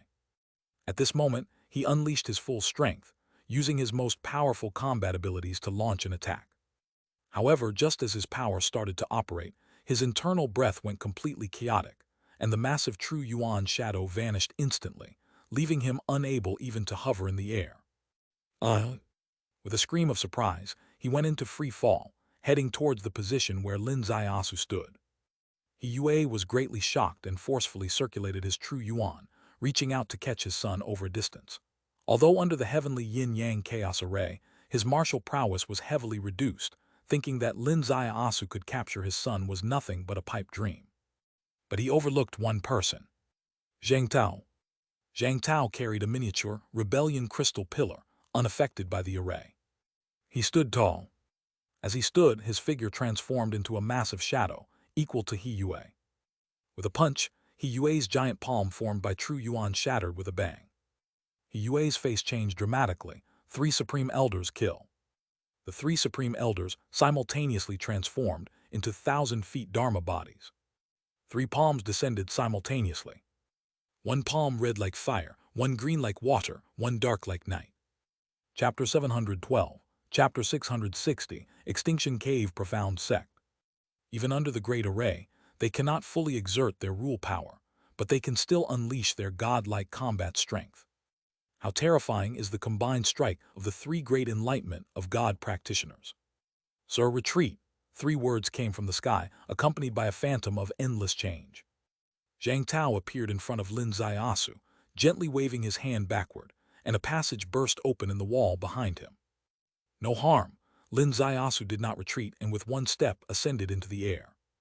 Zhang Tao's heart almost shattered. Sir, are you overestimating the power of the array or yourself? Or are you underestimating the enlightenment rules? The power of this array may be very great, but the enlightenment realm is certainly beyond your imagination. Even if their entire cultivation is reduced by 99%, they can still kill you as easily as a chicken. However, Lin Zaiasu suddenly drew his sword. As the sword was drawn, the flowing lights and shadows around the field and the enemies rushing from all sides seemed to be in slow motion. Time law. The sword's tip turned, passing by the crimson palm. On the sword's edge, a hint of blue and white emerged. Puffing. The head of the black-bearded elder flew off on the spot. In his vision, the whole scene became slow motion. However, to everyone else, their actions were normal. Only Lin Zaiasu's sword was incredibly fast. The remaining 2 supreme elders reacted extremely quickly, and in their shock, the deep, curtain-like giant palm suddenly turned into a strange giant black gate, known as the Dark Gate Bolt, which made this elder famous throughout the world as the strongest defensive stance. Fused with dark rule, if his cultivation was not restricted, just this one door could block 1,000 troops and horses. At present, the rule power is hard to maneuver, and the Dark Gate Bolt's effectiveness is greatly reduced, but it still handles Lin Zaiasu's fast sword with ease. Unexpectedly, the sword in Lin Zaiasu's hand turned to the side, and something unforeseen happened again. Centering around him, a scene of misty rain Jiangnan. In the misty rain Jiangnan, flowers withered and a flower flew, a rotation tore through 10 feet of void, and the expressions of the 2 supreme elders behind the Dark Gate Bolt changed simultaneously. Void. Puffing. Under the sword of void, everything turned to dust. The 2 supreme elders were torn apart, including their physical bodies and their primordial spirits. He Fei, who had already rushed to where Lin Zaiasu was, suddenly saw this scene and was completely dumbfounded, even forgetting his greatest fear of suddenly losing combat power, with only confusion in his mind. What did he see? 4th-ranked chief inspector of the court actually killed 3 supreme elders with a wave of his hand. Is this still the imperial envoy who relied on his majesty's favor, with personal skills not worth mentioning? He Fei, you don't need to be conflicted about whether to go to the Beijing Ministry of Justice or not. In fact, I'm not interested in interrogating you at all. All I want is your head. He Fei's eyes burst wide open, his heart violently settling back into place, and with this settling, he finally felt the fear he should have felt long ago. No. Swoosh. A sword flew over, and He Fei's head soared high, while Lin Zaiasu's sword pointed, sending this head spinning rapidly towards the sky. Above the sky, He Yue and Zhang Tao were engaged in a fierce battle. In terms of cultivation, He Yue was far superior to Zhang Tao, one could even say, separated by a generational gap. Under normal circumstances, Zhang Tao, even if practiced for another 100 years, might not be able to rival He Yue. However, isn't this an abnormal situation? They are under the heavenly yin-yang chaos array. The heavenly yin-yang chaos array, derived from the sky and earth array system, was the brainchild of an ancient genius array master, further improved by Lin Zaiasu's personal ingenuity, with its greatest purpose being to invert the heavens and reverse fate. He Yue had cultivated to the late-stage enlightenment. His sea of reincarnation was already solid as a rock. The yin-yang chaos array could not disturb his sea of reincarnation heavenly star. Theoretically, it was of no benefit to him, but it was enough to bind his rule application, rendering him unable to sense or apply the rules, indirectly knocking him down from the enlightenment realm. Once knocked down from the enlightenment realm, Zhang Tao was no longer afraid of him. Zhang Tao's actual combat strength could almost dominate within the enlightenment god realm. He had no fancy combat skills, just one. His movement technique was incredibly fast and his long knife was incredibly powerful.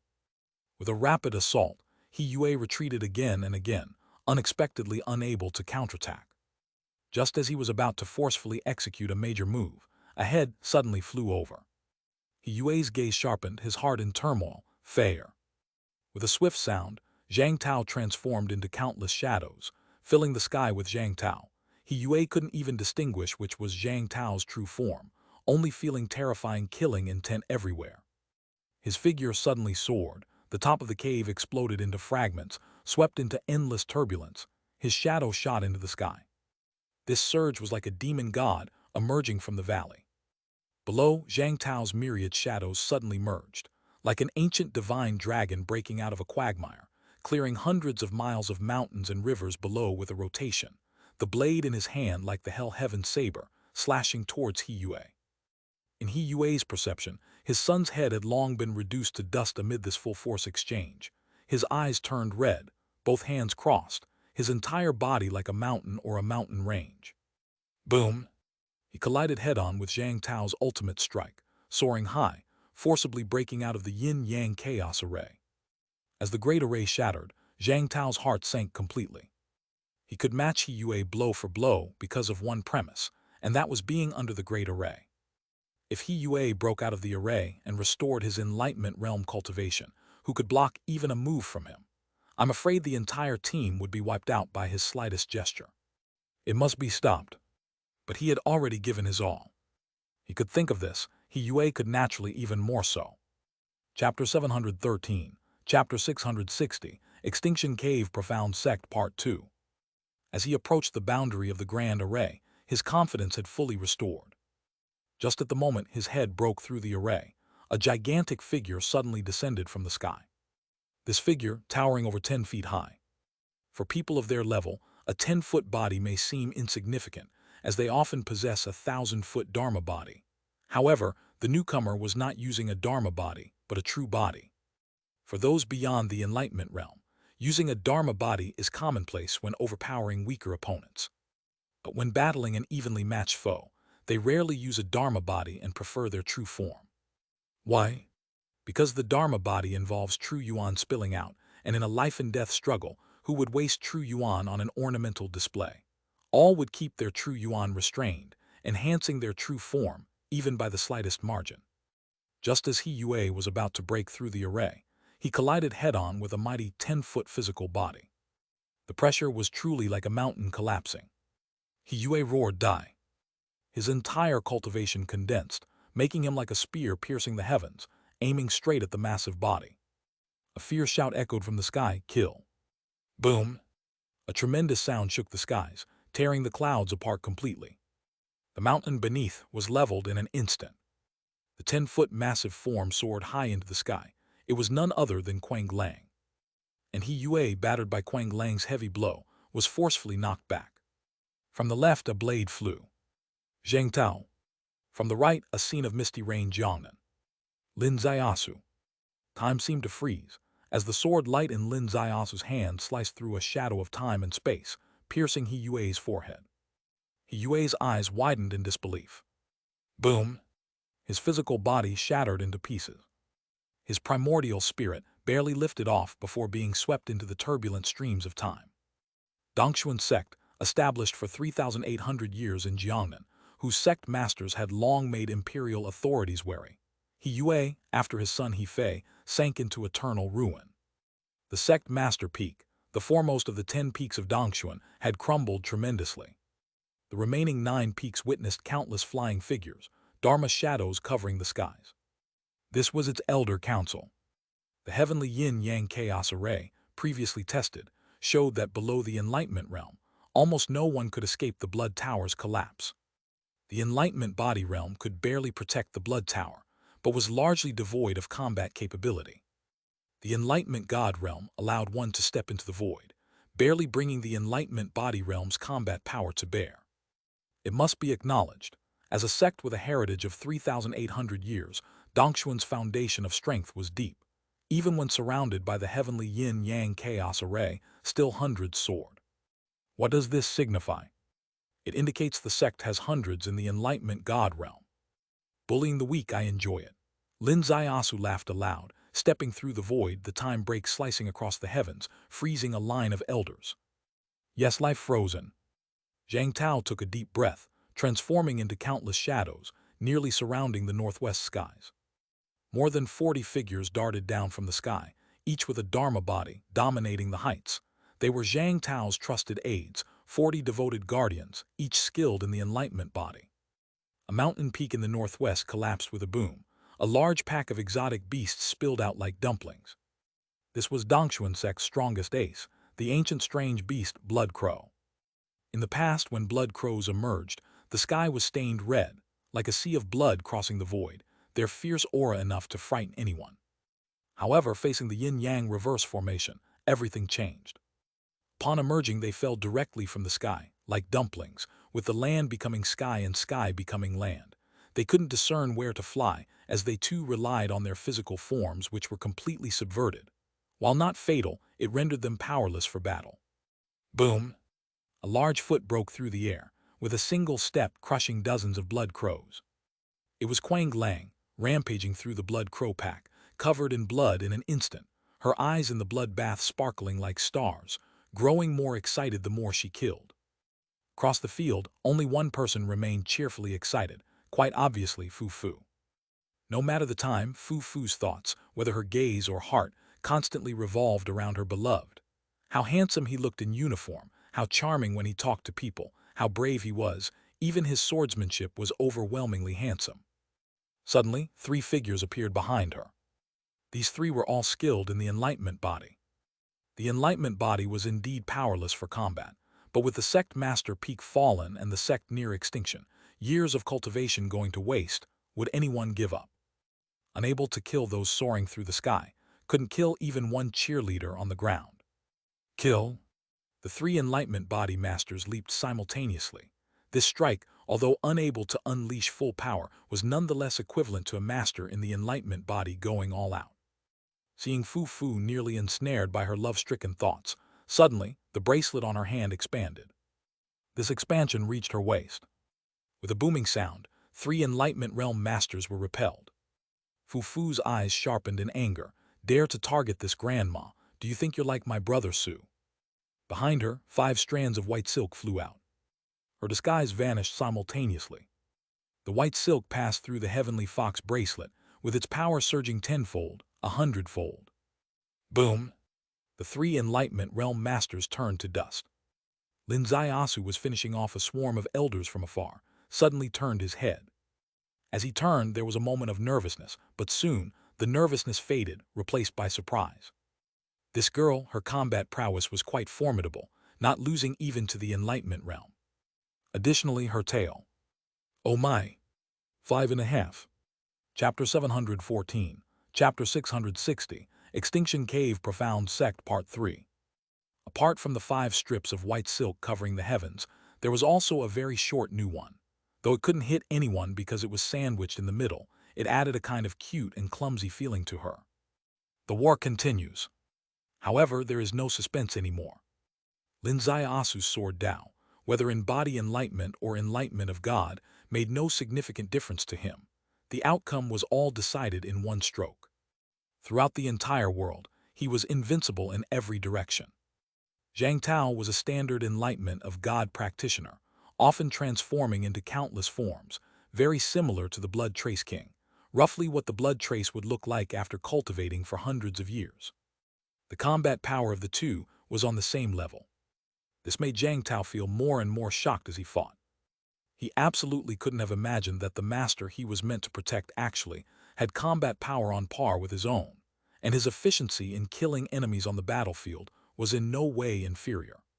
He couldn't imagine it, and neither could Quang Lang. Deep down, Quang Lang despised pretty boys. Therefore, whether it was the original Li Chengnian or the later Su Lin, she always started from a standpoint of inherent disdain, expressing it with her nose in thorough and long-lasting contempt. But today's battle, Lin Zaiasu traversing the battlefield with a sharp sword, cleaving down enlightenment rules from above and enlightenment of God below, killed more experts than she did. Although he still appeared to be genteel and elegant, this trait that she used to look down upon now seemed rather alluring in her eyes. Indeed, he was a pretty boy, but he was truly fierce. Does fierceness always have to be reflected in appearance? Not necessarily, right? This was Quang Lang's dilemma in the great battle. Furthermore, there was another person who was completely unexpected to her, which was that green-robed scholar. At this moment, how was he a scholar? With his charming and seductive demeanor, he was clearly his concubine. In war, he brought along a woman, and during the march, he even sneaked into ship cabins with her for misconduct. If it were at the beginning of the campaign, she would have surely reported it to the higher-ups, much like exposing Hong Bin without mercy. However, at this moment, her thoughts were skewed, so what about bringing a woman? Even indulging with women hadn't affected his fierce enemy slaying on the battlefield. Puff! Lin Asu executed a move in void, rendering the last enlightenment of God expert under his sword to ash. The entire sky was basically cleared. As for those on the ground, leave it to the 3,000 brave warriors. Lin Asu flashed, disappearing into a mountain. This mountain he had obtained from He Yue's primordial spirit fragment. Upon entering the mountain, he found a cave, where Lin Asu's face lit up with joy. This cave was Dongshuan Sek's treasure vault, containing countless treasures, gold, silver, and jewels.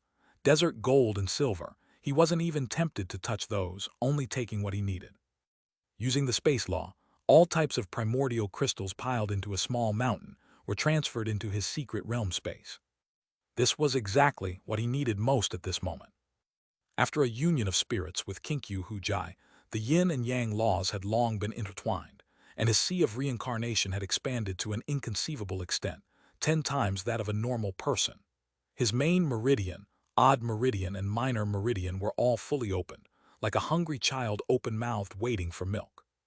If analyzed through conventional logic, Lin Depinghua wanting to fill his entire sea of reincarnation along with all his minor meridians. No, as if wanting to fill all his cells with energy, it would truly not be enough even with all resources from one major sect. So what? If one sect isn't enough, can't I just raid several more sects in Jiangnan? This Dongshuan sect is the first sect he intended to take out. No one could have anticipated, not Kinkyu Hujai with her vast knowledge of the cultivation path, nor His Majesty the Emperor who turned things over 10 times in his mind. This unconventional young Master Su, going to Jiangnan, had such grand plans. He intended to take down some major sects, using all their cultivation resources to achieve his own rise. Outside, the heavenly yin-yang chaos array was still operating, but only maintaining a few people or even just a flag-bearer alone. All others were sent to the front line. The 10 peaks of Dongshuan sect, each peak had people. The 10 great valleys, each valley had people. Rebels were given an additional slash. There were not many rebels left, not because they didn't want to resist, but because they were utterly disheartened and incapable of resistance. Because among the tens of thousands below the Enlightenment realm, all had their dantians broken, the foundation of cultivation cut off. How could they rebel against a truly fearsome, town-class battle squad? The sounds of crying, pleading, heads hitting the ground, cursing, all of which entered the ears but were swept away by the mountain winds. Quang Lang's enormous figure stood upon the ruins of the main peak. Beside her was Zhang Tao. "Captain Zhang, you're not staying by the master's side," Quang Lang gently exhaled. Zhang Tao also lightly sighed. "The answer to this question is quite dispiriting. I didn't want to say it. The master's combat power isn't below mine. What can I protect him from?" Quang Lang's face, full of pits and dents, revealed a vivid expression. Seemingly every pit and dent lit up at this moment. "Never thought Mr. Su would be like this," Quang Lang said. "Are you impressed with him?" The true strength of Dongshuan sect is comparable to the combined forces of 27 town-level teams of Zhen Heaven Pavilion. According to my fighting methods, even if our entire town-level team were annihilated, it wouldn't be enough to attack this main peak, Quang Lang said. But today, we suffered 0 casualties and directly wiped out the entire Dongshuan sect. In other words, what he said that day, which made you so angry, was actually true, Zhang Tao said. Quang Lang's facial expression turned more complex. That day, Lin Asu said, "Follow me to Jiangnan, and I'll show you what military path means." Quang Lang didn't dare slap his head flat at the time, only dared to question back. "Military path, you understand it." Chapter 715, Chapter 660, Extinction Cave Profound Sect Part 4. This is the utmost that a subordinate can achieve.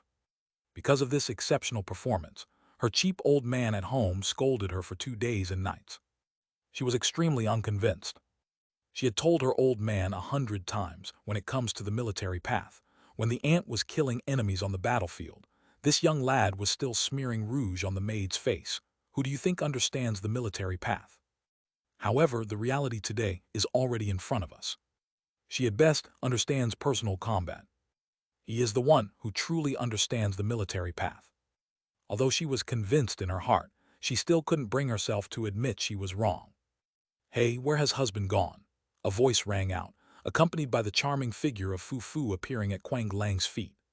Quang Lang's thick eyebrows suddenly furrowed. "Husband." "Oh, anyway, my disguise technique has been removed. You all have seen it. I'm too lazy to disguise anymore," Fu Fu said. "Honestly, I'm his wife, the one he took as his legitimate mate." Zhang Tao and Quang Lang exchanged glances. "Wife? Where did she come from?" "What do you mean? I've told you I'm his wife, he's your master. Even if you don't salute me, you should at least greet me, shouldn't you?" Fu Fu became anxious. In her heart, she cursed why these two didn't act according to common sense.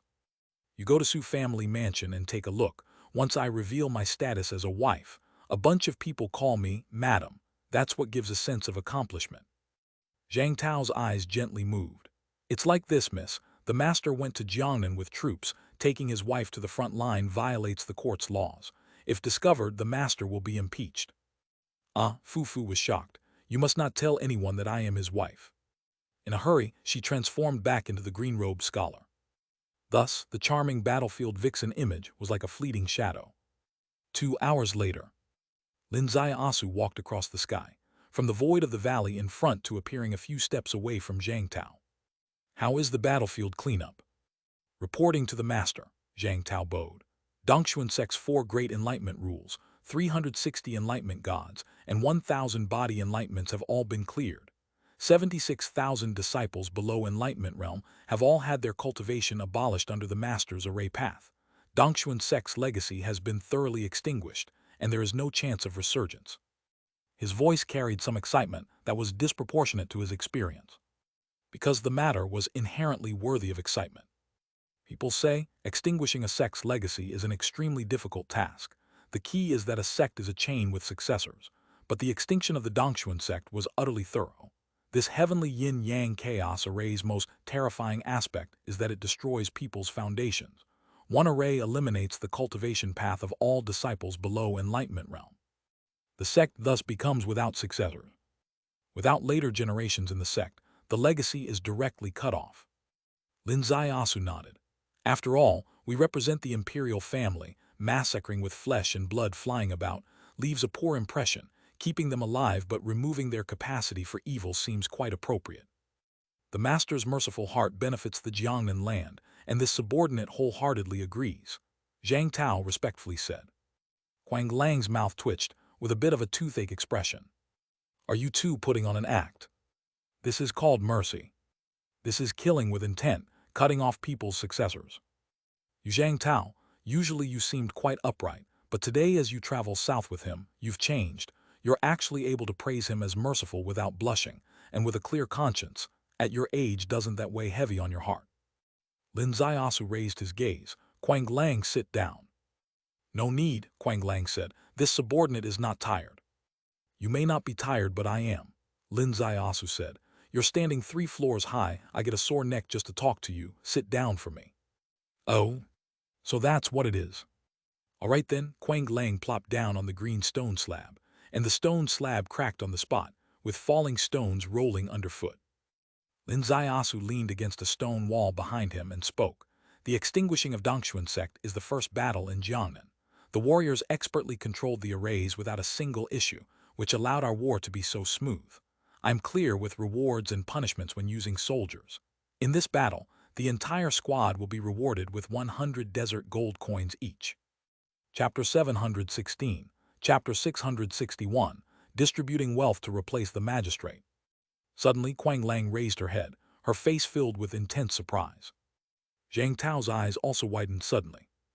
In front, 3 warriors turned their heads simultaneously, staring in shock at Lin Asu. "My lord," Quang Lang exerted effort to stand, but considering standing up would make her tower over Lin Asu, which seemed a bit rude, she quickly stopped and sat back down. "My lord, Even though our brothers have indeed not received their military pay for years and are truly waiting for it to support their families, the court's shortage of funds and grain makes it absolutely impossible for them to agree to such a generous reward from you. My lord, Zhang Tao also spoke, even if the Zhen Heaven Pavilion's soldiers receive their full salary, it is only 20 gold a year. But you're offering a reward of 100 gold for one operation, which is 5 years of military pay. No matter how much your majesty trusts you, it would not pass the hurdle of the court officials. They would never agree. Lin Xiaosu laughed. You keep saying whether the court officials agree or not. Do I need their approval? I never plan to ask them for money. Zhang Tao and Quang Lang were both shocked. My lord's meaning. I just checked the Dongshuan Sec's warehouse. There's at least a few million desert gold, Lin Xiaosu said. The warriors earned it with their lives and they don't have the right to a bonus. I've decided in this operation, no one in our army died. Although some were injured, each injured person will receive 100 gold as medical compensation. Additionally, everyone will receive 100 gold as a reward. In the upcoming battles, we cannot expect no casualties among our soldiers, but for those who sacrifice, a reward of 1,000 desert coins will ensure it reaches the families of the martyrs. Quang Lang suddenly stood up. She bowed deeply to Lin Xiaosu. My lord, if there are any consequences, I will bear them with you. Isn't that overthinking it? Lin Xiaosu smiled. Just announce it. Yes, Quang Lang stepped onto the high cliff in front and announced the reward scheme on the spot. For a moment, the entire army was silent, until it suddenly erupted into deafening cheers. In this era, not many soldiers were from wealthy families. They joined the military to reduce the tax burden on their families, so even if their pay was deducted, as long as they didn't starve, they could bear it.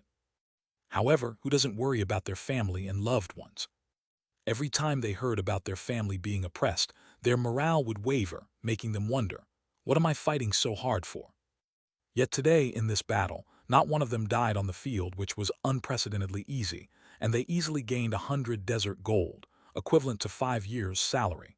If sent home, it would ensure 10 years of comfort for their families. This is the reward of following the Lord to Jiangnan. For the Lord's empathy, for 10 years of stability for their families, they would die for him. Indeed, if they really died in battle, there's 1,000 desert coin reward. My God, why do I suddenly yearn a bit for battle death? This is the voice of the warrior. Listening to the cheers beside his ears, Zhang Tao felt the explosive morale of the army and exhaled lightly. My lord, is this also military path? Quang Lang's heart trembled. Military path. Is this also military path? If so, it was a page she never understood, perhaps never considered before. Previously, she thought the military path was just about strengthening physical abilities and fighting to death without retreat. But Lin Xiaosu just gave her a lesson, telling her that battles need not always be traded with lives. And now, distributing money has become the military path. It doesn't seem like distributing money should be military path, but why was she so moved a moment ago? Why did she vow if the court pursued this matter, she was willing to face it with him? The fact that even she was drawn into his ship over money distribution, doesn't that make it the military path? Lin Xiaosu smiled. The military path has no constant form. People are soldiers, strategy is soldiers. The universe's 4 seasons are all soldiers, and soldier morale is the most vital part. We habitually tell our soldiers what to do, but many people overlook that soldiers are humans too. They also have their families. They have their most basic material needs.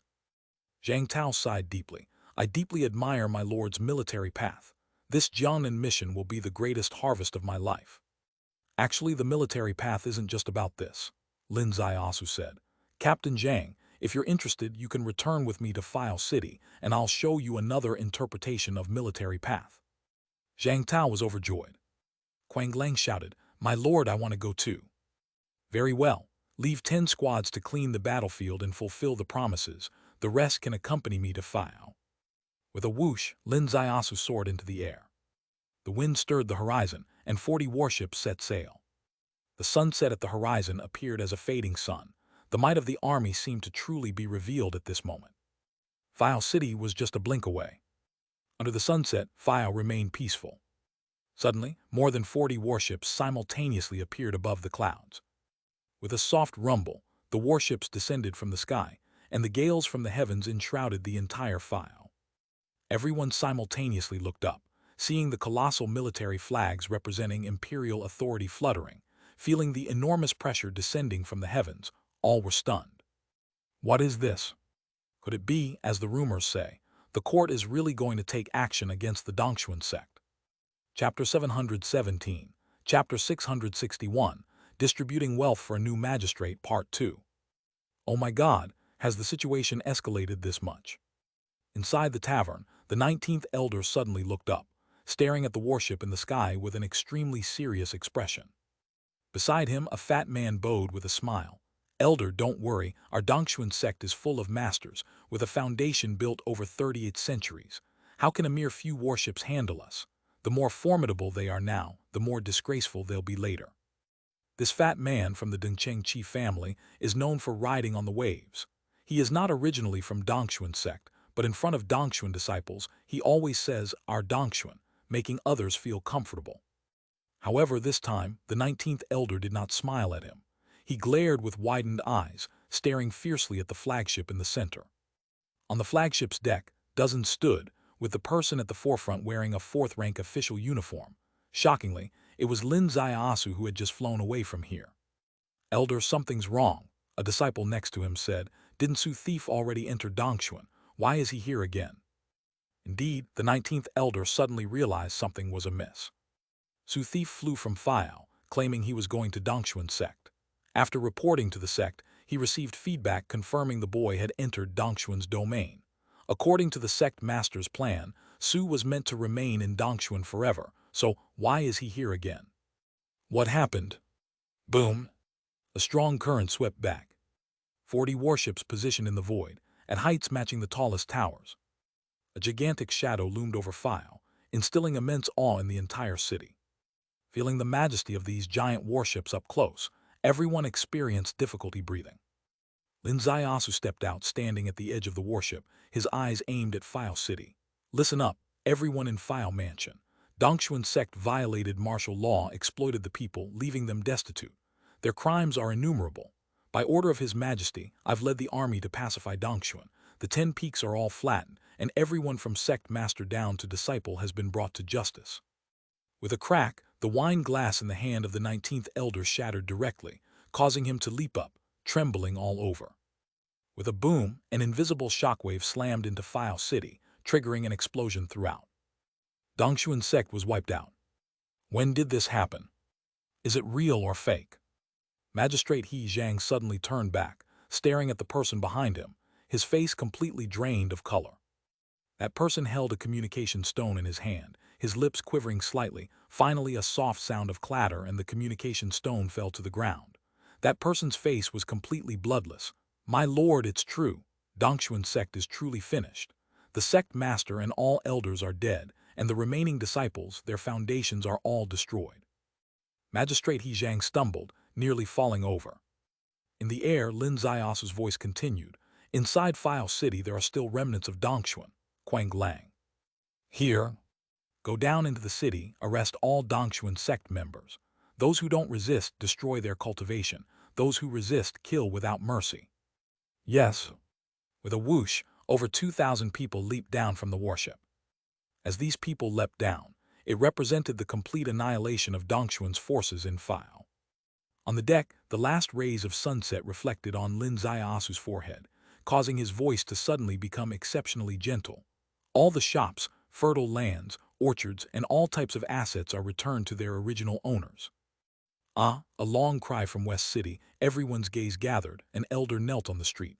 The heavens have opened their eyes, thank you, sir. Thank you, sir. Beside him, dozens of people knelt down.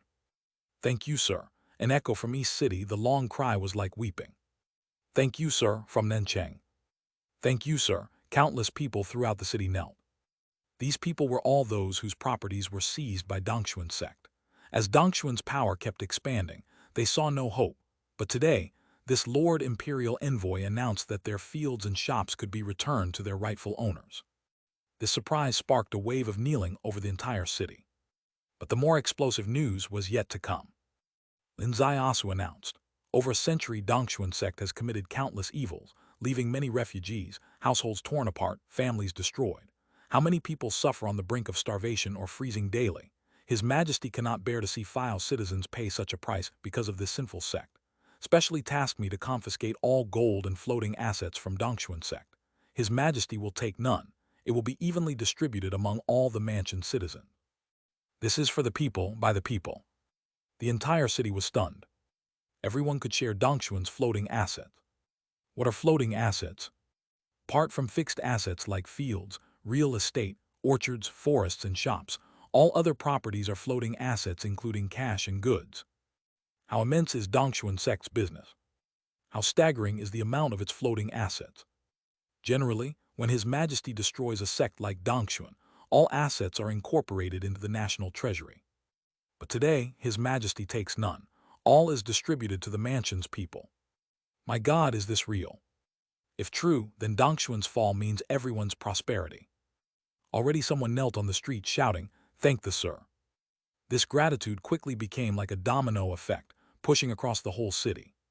Compared to the kneeling for returning seized properties earlier, this time the scale was almost universal. Because this unimaginable floating asset distribution scheme benefits everyone, including beggars, including refugees. And having such assets, its usage becomes far more practical, at least it could prevent starvation. Chapter 718, Chapter 661, Distributing Wealth to Swap the Magistrate Part 3. Countless tearful expressions of gratitude echoed throughout the city. Lin Zaiasu raised his hand high. Do not thank this official, fellow villagers, thank His Majesty. Long live His Majesty's grace. His Majesty's great kindness. Such a holy monarch, unseen for millennia. The voices merged into a torrent, soaring into the night sky. Zhang Tao's gaze turned towards Lin Zaiasu, his heart full of shock. Before setting out, the Lord called this the path of military strategy. He witnessed the entire process, seemingly comprehending some intent, yet his heart was still trembling. He acknowledged that at this moment the hearts of File Prefecture were highly unified, all kneeling to thank His Majesty, expressing gratitude for His grace. But wasn't this approach too grandiose? And you, having confiscated the enemy's resources, directly distributed them to the people of the prefecture. Won't His Majesty feel a pinch? After all, the national treasury is scraped bare, and His Majesty dreams of money. With great difficulty, he managed to gather some, and you distributed it cleanly with a wave of your hand, leaving His Majesty without a single cent. Inside the magistrate's office, Prefect He and his subordinates all bore complex expressions. Among them, many faces were twisted, including Prefect He, because their dealings with the Dongshuan sect were not shallow. They all held shares in the money-making ventures of the Dongshuan sect within File City. The announcement by Mr. Su, standing on the deck and returning all of Dongshuan sect's properties, had already made a deep cut into their interests, and now the liquid assets were also being distributed equally, and this was their money. Yet can anyone protest at this moment? To protest would be courting death. Several fifth-rank officials cast their gazes to the magistrate, whose face was shifting between expressions. In the sky, Lin Zaiasu had finished his announcement. As his gaze fell upon the prefect's mansion below, a faint smile appeared on his face, as he descended from the sky to stand before Prefect He and his group. On his left, as always, was Zhang Tao. On the right, Fu Fu, and in addition, Quang Lang had joined. With Quang Lang's presence, the magistrate's mansion seemed somewhat diminished. He Zhang bowed deeply. For Mr. Su to destroy Dongshuan sect with a single army, truly wise and valiant, I am utterly impressed. Indeed, utterly impressed. Mr. Su is truly young and promising. The Lord's future is boundless. A chorus of officials echoed, as if each shared in the merit of this incredible military achievement. Lin Zaiasu gently raised his hand, and silence fell upon everyone. His gaze slowly settled on the head of He Zhang. Master He, that phrase I told you before the battle, do you still remember? The phrase told him before the battle. What was it? He Zhang slowly raised his head, staring at Lin Zaiasu. In the officialdom, concealing emotion was fundamental, but there are limits. Back then, Lin Zaiasu's words had surpassed the boundary of calm confrontation. Lin Zaiasu said lightly, "What I told you was, insulting you would be putting it lightly. You also anticipated my heavy hand, now I give you just that, my heavy hand." He Zhang's face twisted slightly. What does Mr. Su wish to say? I wish to tell you before coming to File, I already knew you were unworthy of being a magistrate. But upon arrival, I found I was wrong. You're not simply unworthy of being a magistrate, you are unworthy of being a human. He Zhang's face suddenly changed. All the subordinates' faces changed as well. Throughout their half-lifetime in officialdom, they had never heard such words within the realm. He Zhang took a deep breath. Mr. Su, I respected you for coming from Beijing. Lin Ziasu abruptly raised his hand. The sword-shaped official seal in his palm suddenly shot out a ray of light. With the light, it was as though a vortex formed. The vortex layered and separated, radiating an unparalleled aura of majesty, as a silhouette appeared upon the golden hall, behind whom was the nine-clawed golden dragon. Your Majesty, with a resonant crash, everyone simultaneously knelt on the ground. Including Zhang Tao and the burly Quang Lang, Fu Fu was startled, running in haste away from Lin Ziasu for the first time in his life. Only one person remained unbowed, the bearer of the official seal, Lin Ziasu. In Wenling Hall, His Majesty's gaze slowly lifted, noticing Lin Ziasu. Your Majesty, Lin Ziasu bowed. Su Aking, where in the world are you? His Majesty inquired. Reporting to Your Majesty, Lin Ziasu replied. This is File Prefecture. I disturb Your Majesty to inform you that the Dongshuan sect has been eliminated. In Wenling Hall, His Majesty suddenly stood, his eyes wide open. The Dongshuan sect has been eliminated. Precisely. With reliance on Your Majesty's might and the forces of Zhen Heaven Pavilion, this humble servant has killed sect master He Yue of the Dongshuan sect and over 300 Enlightenment God Realm members, over 1,000 Enlightenment Body Realm followers, abolishing the cultivation of 76,000 disciples. The entire Dongshuan sect has thus been erased from Jianghu. His Majesty stood motionless as if petrified, and behind him, Huo Gang also stood wide-eyed, completely unbelieving. Time seemed to have frozen. After a long while, His Majesty gently exhaled a long breath. Su Aking's work truly surprises me. Good, very good. Thank you for Your Majesty's praise. Lin Ziasu responded. Furthermore, as per Your Majesty's sacred intention, the confiscated lands and shops seized by the Dongshuan sect over the years have been returned to their rightful owners, and the looted wealth divided among the people of the prefecture. His Majesty's heart raced wildly. They even confiscated wealth. Indeed, the Dongshuan sect's millennia-old foundation and years of plundering, how could it lack wealth? My heavens, this is unexpected wealth. This young man truly understands me, knowing how widespread my need for money is, while the treasury starves like a dead rat. Good, very good. However, his mind finally caught up with the details. The confiscated properties were either returned to the original owners or distributed to the entire prefecture's populace. Chapter 719, Chapter 661, Distributing Wealth to Replace the Magistrate, Part 4. Wait, are you saying this is in accordance with my decree? Am I crazy? The treasury is impoverished to this extent, and I still have the mind to distribute money across the mansion. Even if I must do this gesture, there should be a limit, right? At least leave me a portion. Where is my portion? Your Majesty, please raise your dragon eyes, open your dragon ears, and listen to the voices of File's people thanking Your Majesty. As Lin Ziaosu's voice fell, the projection of Your Majesty appeared over the city. In the city, everyone was originally kneeling, but the moment the projection of the imperial seal appeared in the sky, the populace went even crazier. Everyone lay prostrate on the ground, shouting desperately, "Thank Your Majesty! Your Majesty, the holy monarch for eternity! Your Majesty, the benevolent ruler for generations!" In Wenling Hall, Your Majesty was dumbstruck. Having ruled for so many years, each time he went on a tour, there were citizens kneeling, but that kneeling was merely out of awe. Today's cries, laced with tears, came from the heart and filled the supreme ruler with a sudden sense of satisfaction, feeling as if he truly were the benevolent ruler for generations. This was orchestrated by this young man for him. It was bought with his money. A moment ago, he felt like strangling Lin Ziasu to death, but now he suddenly thought this wasn't such a bad thing. Your Majesty, moreover, I have gathered some desert gold from Dongshuan sect's inner treasury. Besides a small bonus for the soldiers, there are about 3 million left, which I will send back to the capital tomorrow with a dedicated officer for Your Majesty. Your Majesty's heart raced. 3 million. Yes. Your Majesty's entire being instantly came alive, his mind immediately cleared, no longer caring about the insignificant losses.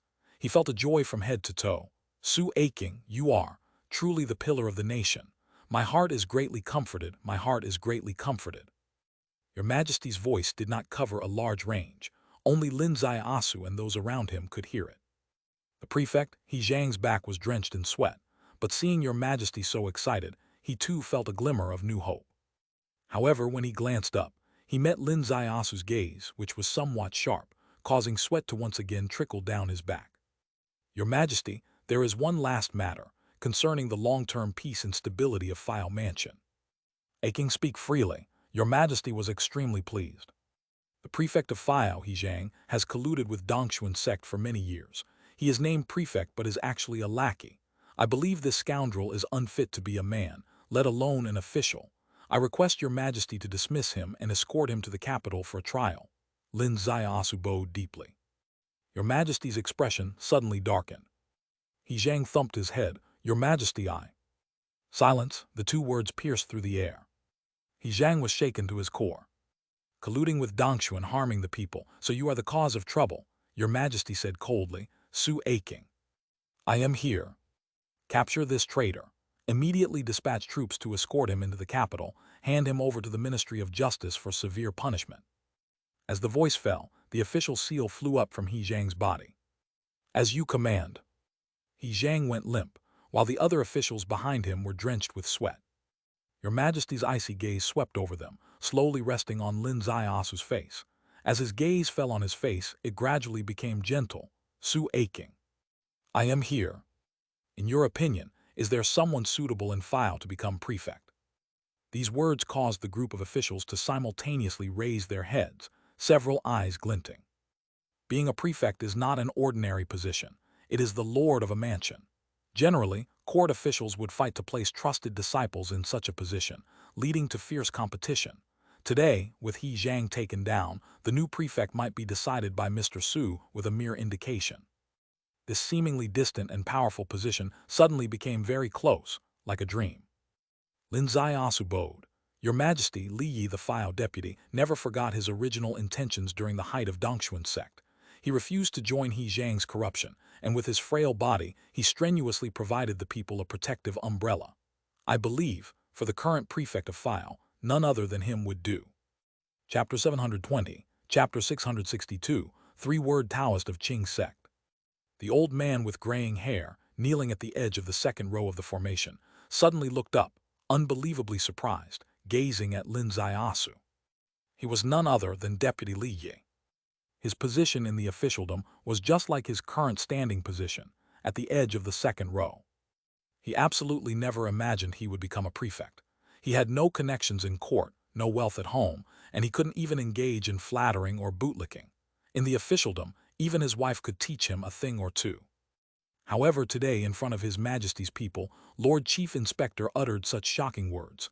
File prefect, none other than him. With resoluteness, lacking any pleasantries, leaving no room for retreat. What virtues or abilities does he possess? He had only met Mr. Su for the first time today. For a moment, this old man who had spent most of his life wallowing in the officialdom, always feeling the indifference of the world, felt a surge of warmth in his heart. Whereas Deputy Li Yi, His Majesty's gaze scanned the entire hall. Your Majesty, I am here, Li Yi spoke. His Majesty's gaze lingered on him for a long time. A deputy of the prefecture, wearing old clothes, kneeling at the edge of the second row, clearly showing poverty and integrity, indeed not colluding with He Zhang. Thank you, Your Majesty, Li Yi almost cried. From this day forth, Li Yi is promoted to prefect of File by decree. As the words ended, with infinite authority, the official seal just taken from prefect He Zhang descended out of nowhere into Li Yi's hand. Remote appointment, it was that simple.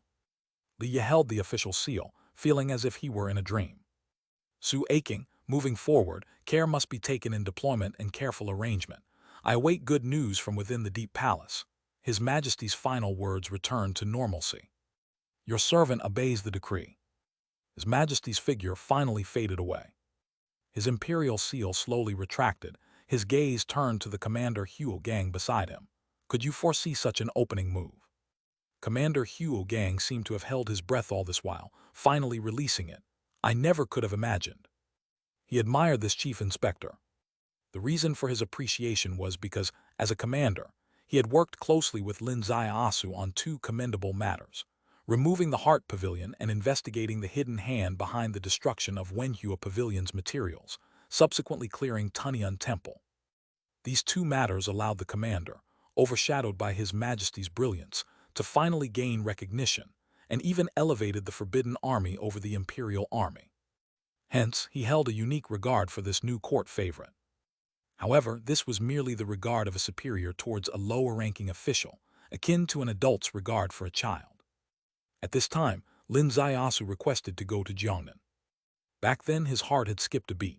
He almost guessed what Lin Zaiasu's next request would be, which was surely to ask His Majesty to let him, the commander of the Forbidden Army, accompany him. This guess made him, the commander who had never known what nervousness felt like, feel a bit apprehensive. If by any chance His Majesty, eager to pacify the major sects of Jiangnan, indeed sent him along, the trouble would indeed be significant. Jiangnan had the state of holding, and not just one, but at least 10 or more. Although he feared not holding, if forced to contend simultaneously with over 80 sects led by a dozen holding figures, along with the worldwide powers behind these sects, it would be quite daunting. However, Lin Zaiasu deviated from his initial prediction and did not make this request. What he asked for was merely a town-level army. Just 3,000 men, only approximately equivalent to the smallest sect power in Jiangnan. Such strength clearly wasn't intended for military conquest of Jiangnan, more akin to his honor guard. Then he preliminarily interpreted this, Mr. Su's strategic roadmap. This young man must intend to rely on the emperor, using his identity as leverage, to weave between various Jiangnan sects, connecting and dividing, using one to control another, striving to bring some sects under His Majesty's fold, implanting the structure of imperial power within the sects. This nearly was the consensus among all discerning individuals. However, tonight, the first piece of news arrived. Lin Zaiasu once again defied everyone's expectations, having actually eradicated the Dongxuan sect. Dongxuan sect was no minor sect. Its overall strength was 10 or 100 times that of their town-level force, and it had been entrenched deeply in File for many years, a poisonous dragon at that. A strong dragon is ill-suited to suppress the local snake, yet how did Lin Zaiasu manage this? Clearly a small snake crossing the river, yet he destroyed a mighty dragon. How was this accomplished? His Majesty was evidently greatly surprised, and heavens bear witness, this well-informed commander of the Forbidden Army was even more astounded than the Emperor. Investigate. His Majesty's gaze slowly turned his way. I want to know how he managed to eradicate the Dongxuan sect with just a town-level force. Huo Gang looked at His Majesty's enigmatic gaze, feeling a slight chill in his heart, bowed and received orders. Your servant obeys the decree. He wasn't a fool. Having followed His Majesty for many years, he knew that within His Majesty a certain caution had already arisen. This was the Emperor's nature. They hoped for their subjects to be outstanding. However, if a subject's performance dazzled to the extent that even the Emperor couldn't comprehend it, that would trigger a cautionary line, especially in matters of the military. Military affairs were the most sensitive areas for any dynasty. If today you can annihilate a sect as powerful as a million-strong army with merely a town-level force, would you not pose a great threat to my dynasty tomorrow? Speaking of File City further, after Lin Zaiasu's communication with His Majesty concluded, several wolfish soldiers of Zhen Heaven Pavilion entered from outside, arresting Prefect He Zhang on the spot, placing heavy shackles on him. He Zhang's face had long lost all color, his entire body as limp as noodles, only able to be dragged away. Chapter 721, Chapter 662, Three-Word Taoist of Kingman /2. The officials in the prefect's mansion were drenched in cold sweat, which dried and then soaked their backs again. They waited in the night wind for the verdict of fate. Lin Zaiasu's gaze swept over this group of bureaucrats, resting on the face of the newly appointed magistrate Li Yi. Mr. Li, in extraordinary times, extraordinary measures must be used. Since your Majesty entrusted you with this heavy responsibility, you should not fail in his expectations. Boldly reform the bureaucracy and restore the people's livelihood. Thank you for your guidance, my lord. I will obey orders. Li slowly stood up straight. In these 3 days, my army remains in File, but should anyone dare go against your orders, send me a message, and I will discipline them on your behalf. Yes, that single word resounded like thunder. I shall take my leave. Lin Zaiyasu turned around. Wishing you a safe journey, my lord. Li bowed deeply. Wishing you a safe journey, my lord. All the officials behind him prostrated themselves. Leaving the prefect's mansion, Lin Zaiyasu finally made the File government's bureaucracy adopt a unified attitude. They now had true reverence for him, the chief inspector. This nobleman is different from all those who came before him. Previously, regardless of their high rank, officials abided by certain bureaucratic rules, considering the opinions of court bigwigs in their actions. He Zhang was once favored by the crown prince and did much for him. Both the crown prince and the prime minister valued him highly, so even a first-grade official from File wouldn't push things too far. But today, Mr. Su reports directly to your majesty, bypassing all court factions. To openly accuse and convict He Zhang, who had intricate connections with the court, equating him to a dog in front of everyone, was unprecedented. Moreover, those whom he favors are elevated instantly. Your Majesty heeds his every word without question. What he says, your Majesty acts upon. Why bother resisting? It is hence that these old hands in the File bureaucratic circles agreed that one should not provoke him.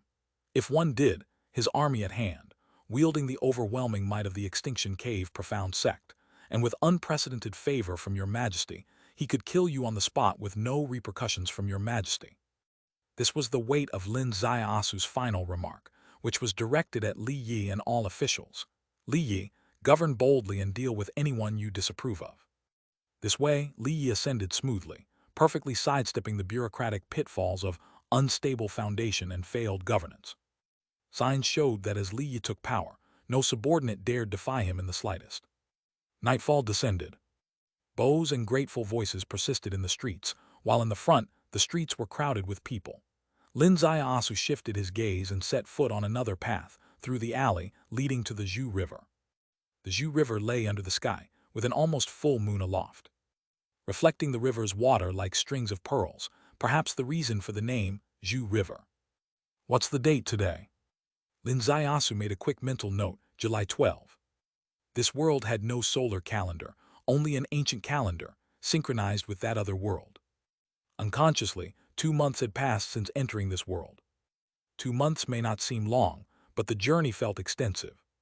From a wanderer in an otherworld to steward at Beijing's Heart Pavilion, then a new court noble at the 5th rank, and now a 4th-rank chief inspector heading to Jiangnan.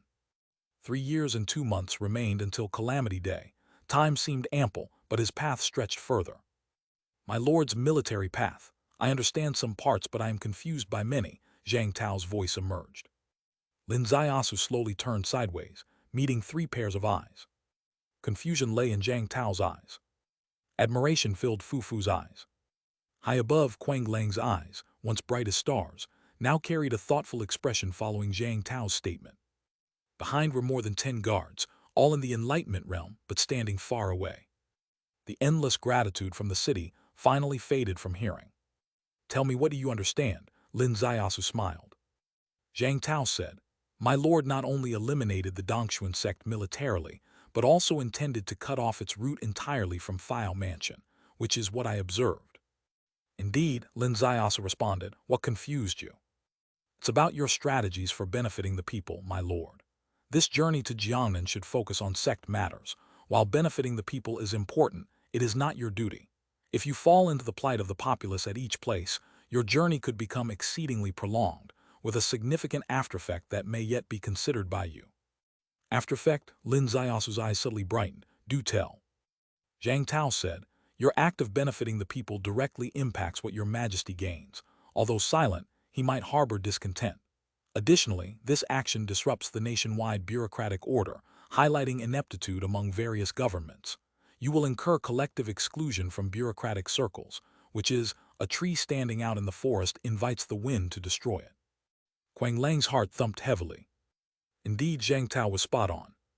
This trip to Jiangnan deals with sects, not solving regional livelihoods, which are numerous problems. Engaging could lead to being mired beyond escape. The urgency varies, and isn't it overstepping for us, military people, to intervene? Crucially, the more you outperform, the more local governments appear inept. Officials adhere to bureaucratic protocol, if you forge your path impeding others who would favor it. Chapter 722, Chapter 662, Three-Word Taoist of Kingman /3. Zhang Tao summarized it well. The tallest tree in the forest will be felled by the wind. She felt this truth most deeply as a fierce general on the battlefield. With her tall stature, she was always the first to draw the enemy's attack on the battlefield, a clear evidence. Lin Zai also smiled. Captain Zhang's sincere reminder, I truly appreciate it.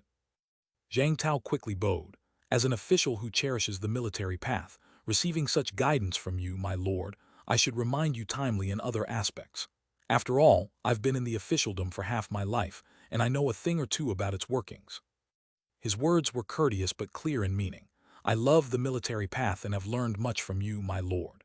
As a token of gratitude, I also guide you on how to be an official, so you do not make mistakes. Fu Fu, standing by, looked at both of them before suddenly speaking. Captain Zhang, my lord. Our lord has only been in the officialdom for a little over a month, and is already a fourth-rank official. Does he not know more about being an official than you? You're just a sixth-rank guard captain teaching a fourth-rank civil servant how to be an official. The words were quite abrupt. The words, though, held a deep truth.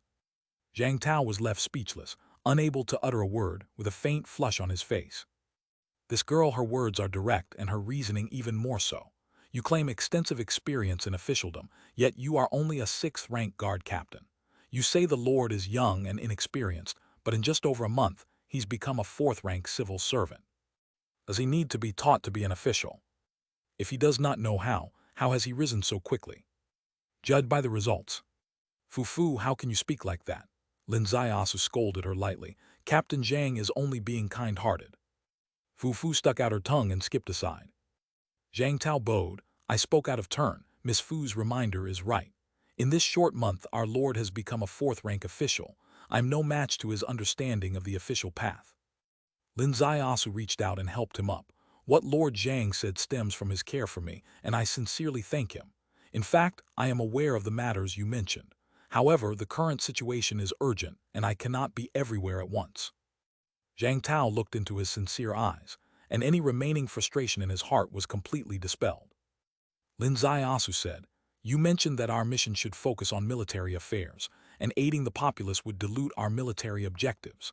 However, aiding the populace is itself a core element within the military path. These words stunned the three people standing nearby. Lin Ziasu continued, let me share this principle with you all. It is most avoided to advance with isolated troops in warfare. This time going to Jiangnan with only a town-level unit, we are facing the 81 sects. Even if each sect has 100,000 people, how many are there in total? 8.1 million. A force of 3,000 entering, an encirclement of 8.1 million enemies, is akin to plunging into an ocean of enemies. Using conventional thinking to solve this, we stand no chance of winning, regardless of the means. Zhang Tao and Quang Lang exchanged glances and nodded slowly. But do you know how many commoners there are in Jiangnan? Lin Ziasu asked. According to the household registers, the Jiangnan 12 states population totals 1.73754 billion. What are the 8.1 million of the sects in the face of this population? Both furrowed their brows simultaneously. It is similarly a quantitative disparity of a drop against an ocean. Lin Ziasu continued. Our 3,000 face an all-encompassing 360-degree encirclement from them, yet they, the 81 sects, are just specks of dust within an ocean of 1.7 billion. If we can mobilize the population and win their hearts, we'll form the greatest force on the military path. Zhang Tao's eyes lit up. So, the strategy of aiding the populace is also part of the military path. Quang Lang's voice came from above. My lord, ordinary people, no matter how many, don't form true combat power. No, this is the difference in our warfare thinking.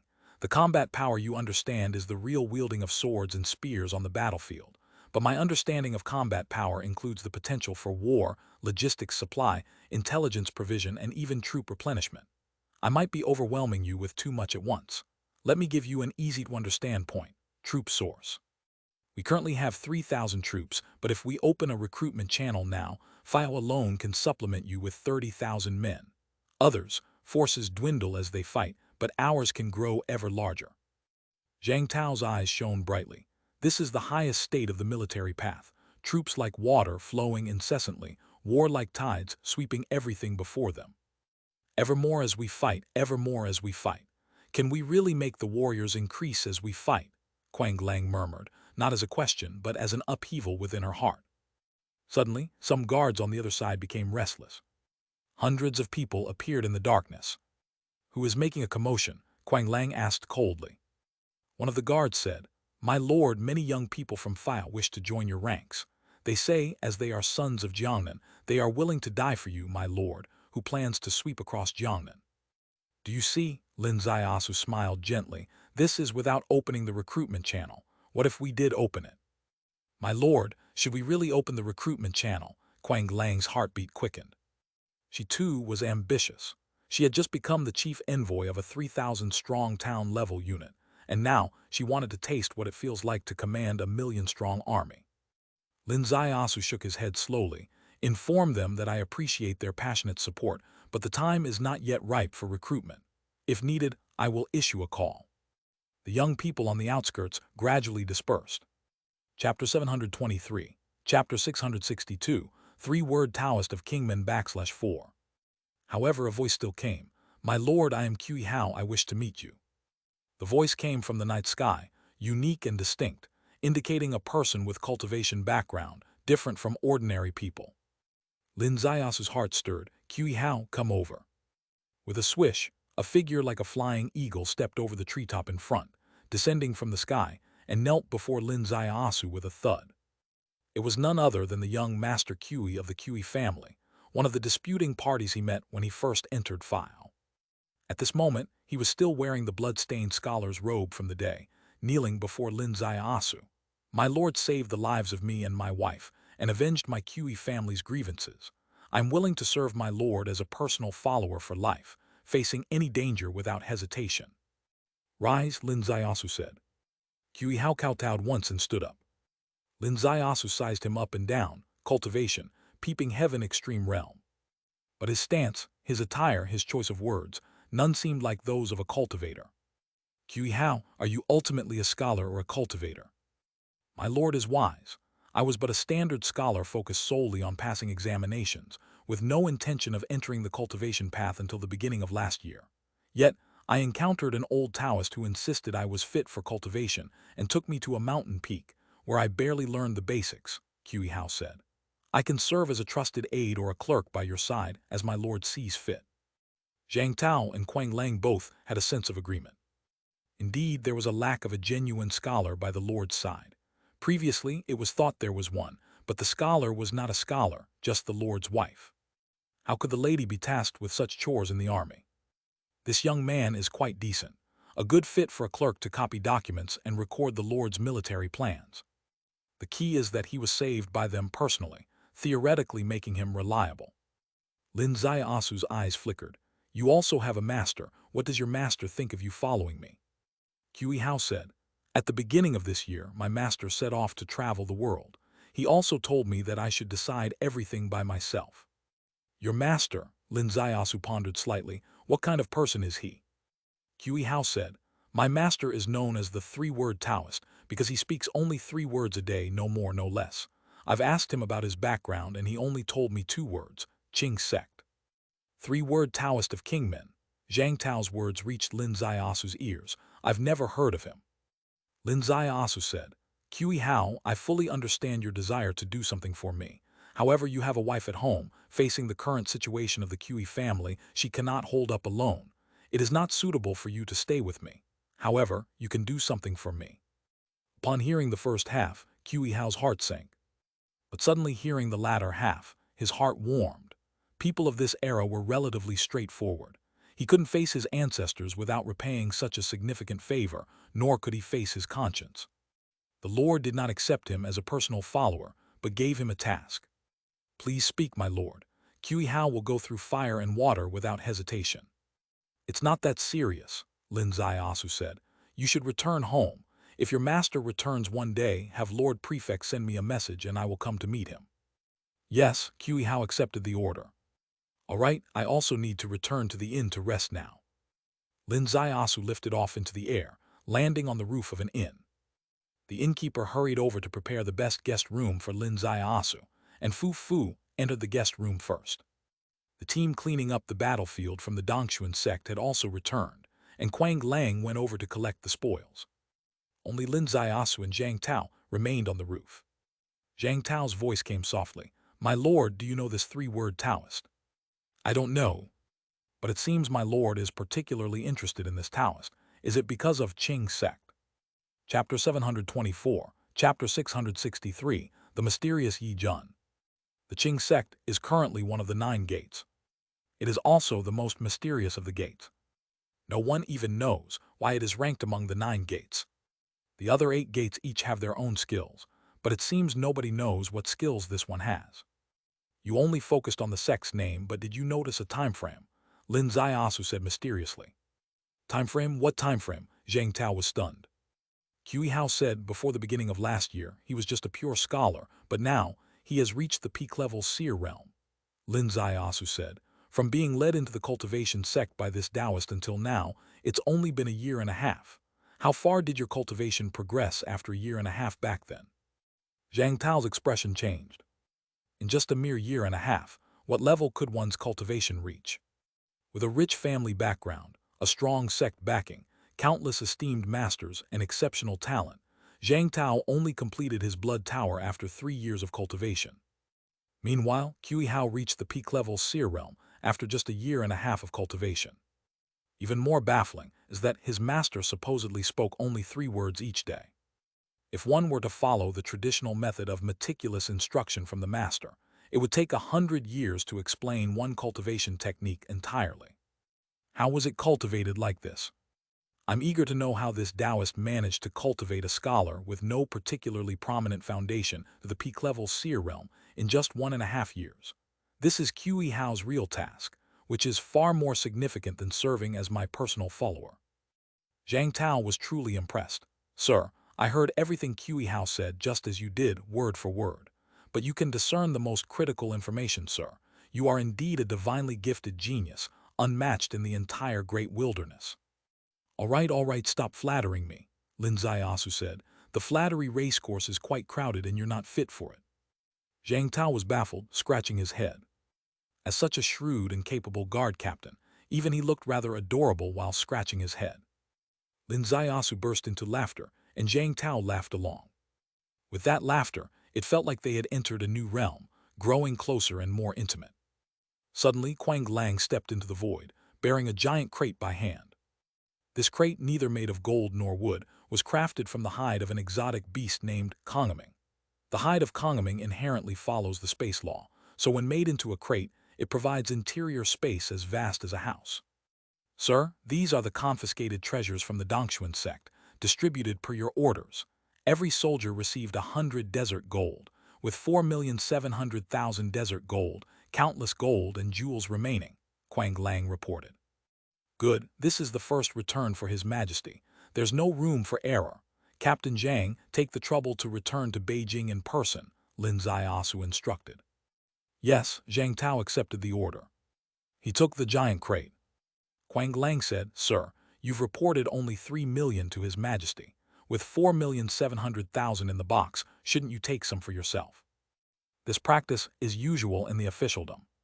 When significant achievements are made and vast spoils are gained, the chief often takes a portion before whatever remains is entered into the public account. It's common practice, and no one finds it inappropriate. Lin Ziasu shook his head. "What would I do with so much money? I won't take a single penny, hand it all over." Quang Lang took a deep breath. "Your noble character and unsullied integrity are greatly admirable, sir. There's likely no one else in the great wilderness's officialdom with character as high as yours." Zhang Tao interjected. All right, Quang Lang, you can stop the flattery. This track is rather crowded and it's not your forte." Quang Lang was left speechless. "Sir, Captain Zhang, he said Ohata." Lin Ziasu laughed heartily. Zhang Tao laughed heartily too, and now it was Quang Lang's turn to scratch his head. Zhang Tao, accompanied by He Zhang, carried the 4,700,000 desert gold back to the capital overnight. Lin Ziasu finally returned to his room. As soon as he entered, the door was closed by Fu Fu, who then leaped up and lay on Lin Ziasu's back. With that leap, Lin Ziasu's back felt like it was soaked in fiery liquor, as her voice filled his ears. Brother Su, you were amazing today. Amazing in what way? Amazing in every way. Amazing in cultivation, amazing in the officialdom, amazing in everything. My brother Su is the most remarkable man in the world. Oh, brother Su, touch my sixth spiritual tail, it's about to mature. I saw it, it swayed on the battlefield. Touch it. That's really unnecessary. Not another word came from Fu Fu behind him. Observing with his primordial spirit, Lin Asu saw that the girl's petite lips were pouting in displeasure. Dear me, touching that spiritual tail. Where is the spiritual tail located? Is it something to be touched lightly? Once touched, it always goes astray, and as it strays, the heart strays too. Girl, do you not know how enticing Fox clan females are to men? Lin Asu picked her up from his back to his embrace, kissing her lips to smooth her pout, then whispered in her ear, Fu Fu, you're extraordinarily lovely and enchanting. Holding you, I can barely resist making a move. Honestly, I'm too afraid to play around in the most exciting places, really. Who asked you to resist? Move if you want. If I don't touch you, your sixth spiritual tail will grow. Don't you think looking forward to the seventh, eighth, and ninth tails is worthwhile? Fufu took a deep breath, calming her intense excitement. I guess it is. So for our trip to Jiangnan, let's focus on activities involving the upper body. Avoid touching the lower body if possible. All right. Brother Su, I'll go fetch you some dishes and wine. Once you're full, I'll take off my top and let you play slowly. Chapter 725, Chapter 663, The Mysterious Yi Jun. Once the words were spoken, the person jumped down. They went to serve wine and dishes. Lin Asu stood there dazed for half a day. This girl, was she determined to keep me from sleeping? He had a proper dinner. Drank a few sips of wine that looked authentic, but didn't quite taste right. Then it was time for the show that Fu Fu mentioned. She really kept her promise, took off her clothes, turned off the lights and snuggled into bed. Lin Asu didn't want her to pout unhappily, so he lightly kneaded her upper body a couple of times, and the feel of it. In any case, he lasted only 3 minutes before he couldn't hold back at all. Yet he still managed to hold back. He got out of bed, sat cross-legged in meditation. Fu Fu lay on the bed, her face flushed and heart racing. This is the peculiarity of the Fox clan women. Make the man turn into a volcano, and herself into spring water. In her understanding, this adorable brother Su used meditation to shift away his impulses. Actually, it was half true and half false. The true part was, Lin Asu honestly dared not get too cozy with her in bed.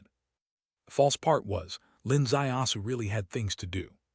The whole bunch of primordial crystals he brought from the Dongshuan sect had already started bouncing around in his secret realm space. Every part of him was like a big gaping mouth, eagerly hungry. Lin Asu moved his thoughts, and the primordial crystals were sent into the turbulent space. With a pop, they were directly shattered. The energy shot straight down, entering the gate of creation, which immediately activated, and the pure energy from the gate of creation flowed into his sea of reincarnation. The sea of reincarnation had already absorbed the Jiao Long pill gifted by Hu Jai, and it seemed almost full. However, when the new energy flooded in, Lin Asu realized there was an illusion in his body that the sea of reincarnation was almost full. The first batch of primordial crystals, 20 or 30, once processed by the gate of creation, turned into torrents and flooded into the sea of reincarnation, causing only a slight wave. Seriously, how can it consume so much? Have you ever seen anyone's sea of reincarnation absorb and refine dozens of primordial crystals instantly, without the slightest ripple? The key is that these primordial crystals aren't of poor quality. The lowest grade is at least earth-falling beast crystal level. If you calculate by the primordial crystals containing 70% of the fierce beast's full energy, he essentially absorbed the energy equivalent to a dozen earthfall beasts in one go, and it only caused a splash in the sea of reincarnation. It seems it's still thanks to the Jiao Long pill given by Hu Jai, as Jiao Long is a level 5 fierce beast, whereas earthfall beasts are only 3rd level, so his sea of reincarnation, accustomed to level 5 tastes, is not very sensitive to level 3. No worries, what lacks in quality can be made up in quantity. Lin Asu willed again, and over 100 primordial crystals soared into the turbulent space. The energy from the gate of creation finally turned into a torrent. The sea of reincarnation finally stirred up big waves. More. The third batch, 300 primordial crystals. His sea of reincarnation was surging with huge waves, showing signs of overflowing. The fourth batch, another 300. The sea of reincarnation was truly full, starting to overflow into his whole body. As soon as it entered his body, scenes identical to the day he refined the Jiao Long pill appeared. The sea of reincarnation energy plunged into every cell in his body, and the pressure instantly plummeted. This time Lin Ziasu was truly astonished in his heart. At first, he thought his sea of reincarnation was 10 times that of an ordinary person, naturally an enormous pit on his breakthrough path. Because he had studied geometry, he knew a sea of reincarnation with a 10-fold diameter holds not tenfold but hundreds or thousands of times the volume, calculated by sphere or cube. Unexpectedly, he was still wrong. His entire body cells were the biggest pit. Ordinary cultivators cultivate the major meridians, with the major meridians linking the sea of reincarnation, forming the cultivator's engine. Yet he had opened all the minor meridians, connecting every cell in the body, thus no longer a few highways, but waterways across the entire body. To fill these waterways fully, the volume of work was truly extraordinary. 1,000 primordial crystals easily consumed, 2,000, 3,000. Watching his dwindling stock of primordial crystals, Lin Ziasu was numb from head to toe. No wonder they say the Han family rarely produces illustrious descendants. Small sect cannot support the growth of super geniuses. That's true, because breaking through for a super genius requires resources that are beyond imagination. On the same night, in a sect 200 miles away, the sect master and the 7th elders were equally stunned. This was the Bapin sect. Bapin sect is not within the File Mansion, but in the neighboring Linjiang prefecture. They and the Dongshuan sect of File Mansion are very much alike. Who knows whether Bapin copied the work of Dongshuan, or the other way around. At any rate, the time of rise, the path of rise, and the way of development of the two sects are all strikingly similar. The two sects have a strong sense of resonance. Su Lin went to Jiangnan, either entering through File or Linjiang prefecture. These were the only two paths. They even speculated about which way the unlucky kid would take. Yesterday they received news. Su Lin entered through File. Upon hearing this news, the elders of the clan jokingly remarked, "It seems Dongshuan sect is luckier, this time greatly diminishing the court's prestige, and their sect's name will be illustrious in Jiangnan." Whether this was genuinely envious or just a passing playful remark, who knows? The key is the rapid change. In the morning they received the news. By sunset new information came. The entire Dongshuan sect had been wiped out. Upon hearing this news, sect master Li Daxiu of Bapin sect suddenly stood up. The sect's 7 top elders all emerged from seclusion. In a mere instant, they gathered before the sect master, their faces all full of disbelief. "Sect master, is this true?" asked the second elder, who had just emergency exited from seclusion. Chapter 726, Chapter 663, The Mysterious Yi Jun. The sect master slowly nodded, his face as gloomy as though water could drip from it. The great elder slowly turned back. "The news is absolutely true. Dongshuan sect's 4 enlightenment rules, 360 enlightenment of God over 1,000 enlightenment realm all perished. The whole sect's 760,000 disciples all had their cultivation abolished. Dongshuan removed from Jianghu too." How could this happen? He only brought 1 town-level squad. The second elder's lips trembled. Indeed, a town-level squad could never possibly annihilate Dongshuan. What method was actually used? The 7th elder said. The 3rd elder slowly raised his head. "Dear elders, be sure not to forget one thing, the dragon riders of the past. Zhen Heaven Pavilion was known for having the last dragon riders." Dragon riders. This term seems to possess some kind of magical power. With just these 2 words, it seems to intimidate anyone. Because this name was once the longest-lasting shadow over more than 800 sects in Great Wilderness. At the founding of Great Wilderness, there were over 3,000 sects. Great Wilderness dragon riders swept across the land, brutally reducing over 3,000 sects to just a fraction.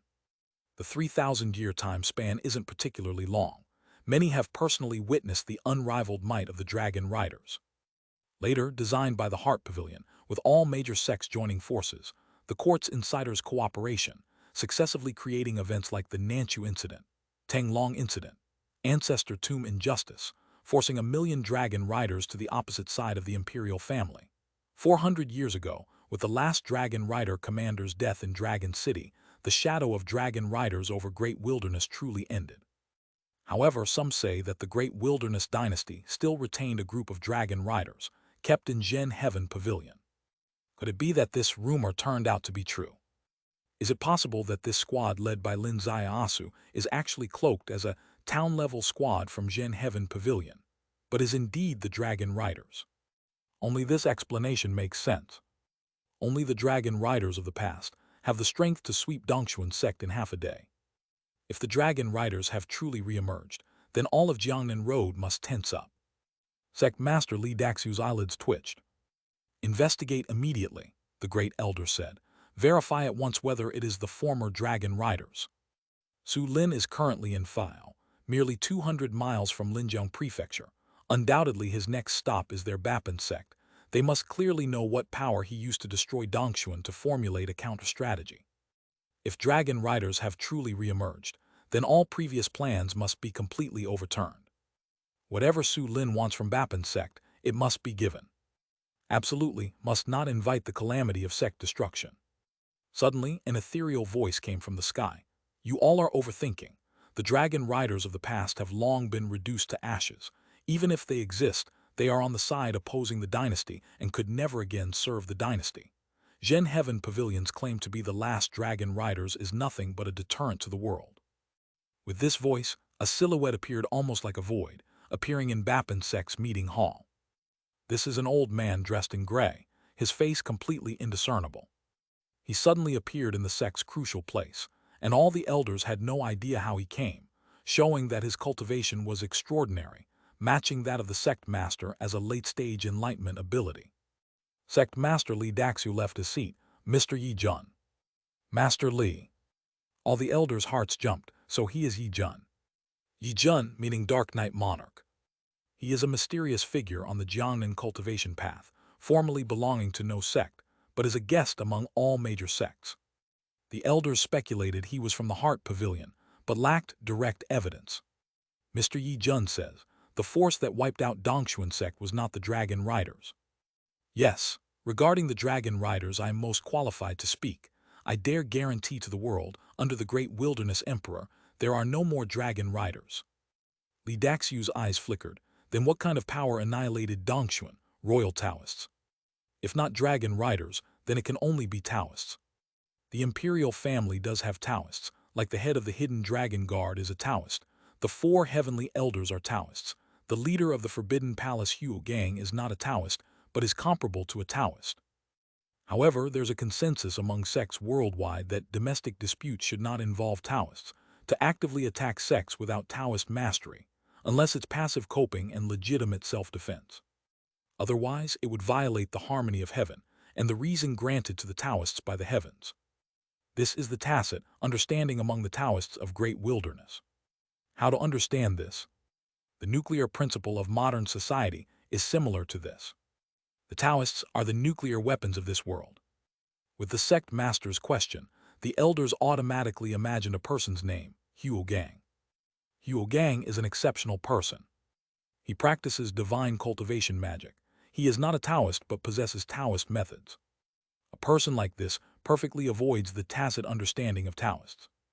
Thus, he could directly attack the Heart Pavilion without a Taoist stationed, and attack the rumored Tunyan Temple without Taoists. Because he is not a Taoist, he can attack sects without Taoists. Hence, he is the Great Wilderness Emperor's favorite. Yi Jun slowly shook his head. The old emperor dare not actively break the Taoists' tacit understanding, nor dare let Huo Gang leave his side permanently. The force that annihilated Dongxuan sect was neither Taoists nor Huo Gang, but an array. Array? Everyone simultaneously looked up, excitement on their faces. Exactly, this array incorporates into a military formation, using military flags as the array base, suspected to be a part of the yin-yang array system, capable of fully suppressing one's cultivation. Precisely due to this array, Dongxuan sect met its downfall. Yi Jun said, this villain won his first battle triumphantly and will undoubtedly target Bapin next. I ask the gentleman of Bapin, could you dare face his might directly? Chapter 727, Chapter 663, The Mysterious Yi Jun. The Great Elder took a step forward. We, the Bapin sect, are the #1 array sect in Jiangnan. How could we fear a mere array? Even 10, 100, or 1,000 arrays are nothing before our sect. What the great elder said is very true, the second elder laughed. I look forward to his arrival at the Bapin sect tomorrow. Yijun turned to Master Li Daxiu. Master Li, your sect is acknowledged as the top array sect in Jiangnan. The 8-disc ancient array is renowned worldwide. Today, encountering a foreigner daring to come to our doorstep, do you wish to concede on the array path? Li Daxiu suddenly stood up. Mr. Yijun, there's no need to provoke with words. Since this thief relies on arrays to win, the Bapin sect will surely show him what the orthodox arrays are. In that case, farewell. As Yijun's voice fell, he suddenly vanished into thin air. Came without a form, left without a trace. The elders exchanged glances, and the seventh elder slowly said, This Yijun seems to use our Bapin sect. I can see that too, the sect master said. However, this concerns the dignity of the arrays and the honor of Bapin. Even if it's a tactic to provoke us, our sect still needs to uphold the name of the array. Yes, all the elders responded in unison. Prepare the 8-disc ancient array, the sect master said. There can be no mistakes in any of the steps. The next day, morning, the sunlight filtered through the window, shining on the tip of Lin Zaiasu's nose. His eyes slowly opened. In his gaze, there was some joy and also some fear. The joy was because he achieved a miracle that no cultivator could ever accomplish, refining the entire foundation of a great sect overnight. Tens of thousands of primordial crystals. The fear was that he felt like he had become a monster.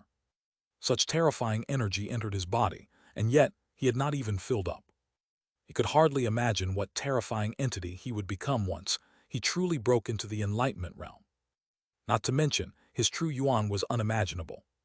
His physical body was equally unimaginable. The sunlight streamed through the window, landing on his nose, as he gently raised his hand into the sunlight.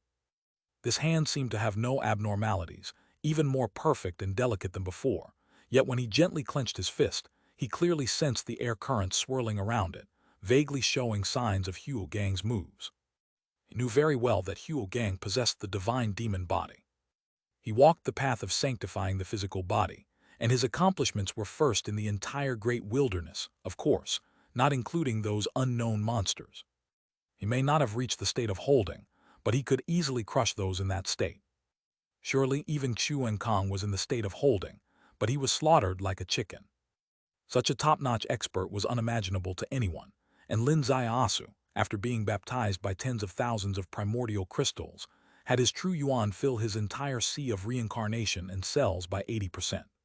The leftover bits of the primordial crystals, after transformation by the gate of creation, strengthened his physical body, so much so that there was a hint of Huo Gang in his physique. This was too terrifying. His gaze shifted to the bed. At this moment, the scene on the bed was 1,000,000 times more beautiful than outside the window.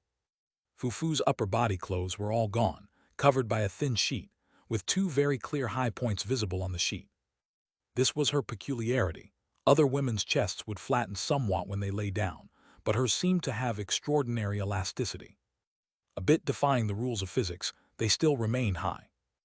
Lin Zaiasu watched for a while, unable to resist, went over and greeted this treasure, casting aside inhibitions, facing each other candidly. Fufu awakened, looked at the lustful man and was extremely happy. In her dictionary, if a man isn't lustful in her presence, it means she failed as a woman. The more lustful, the happier she was. Once happy, she snuggled up, and once snuggled, she kissed.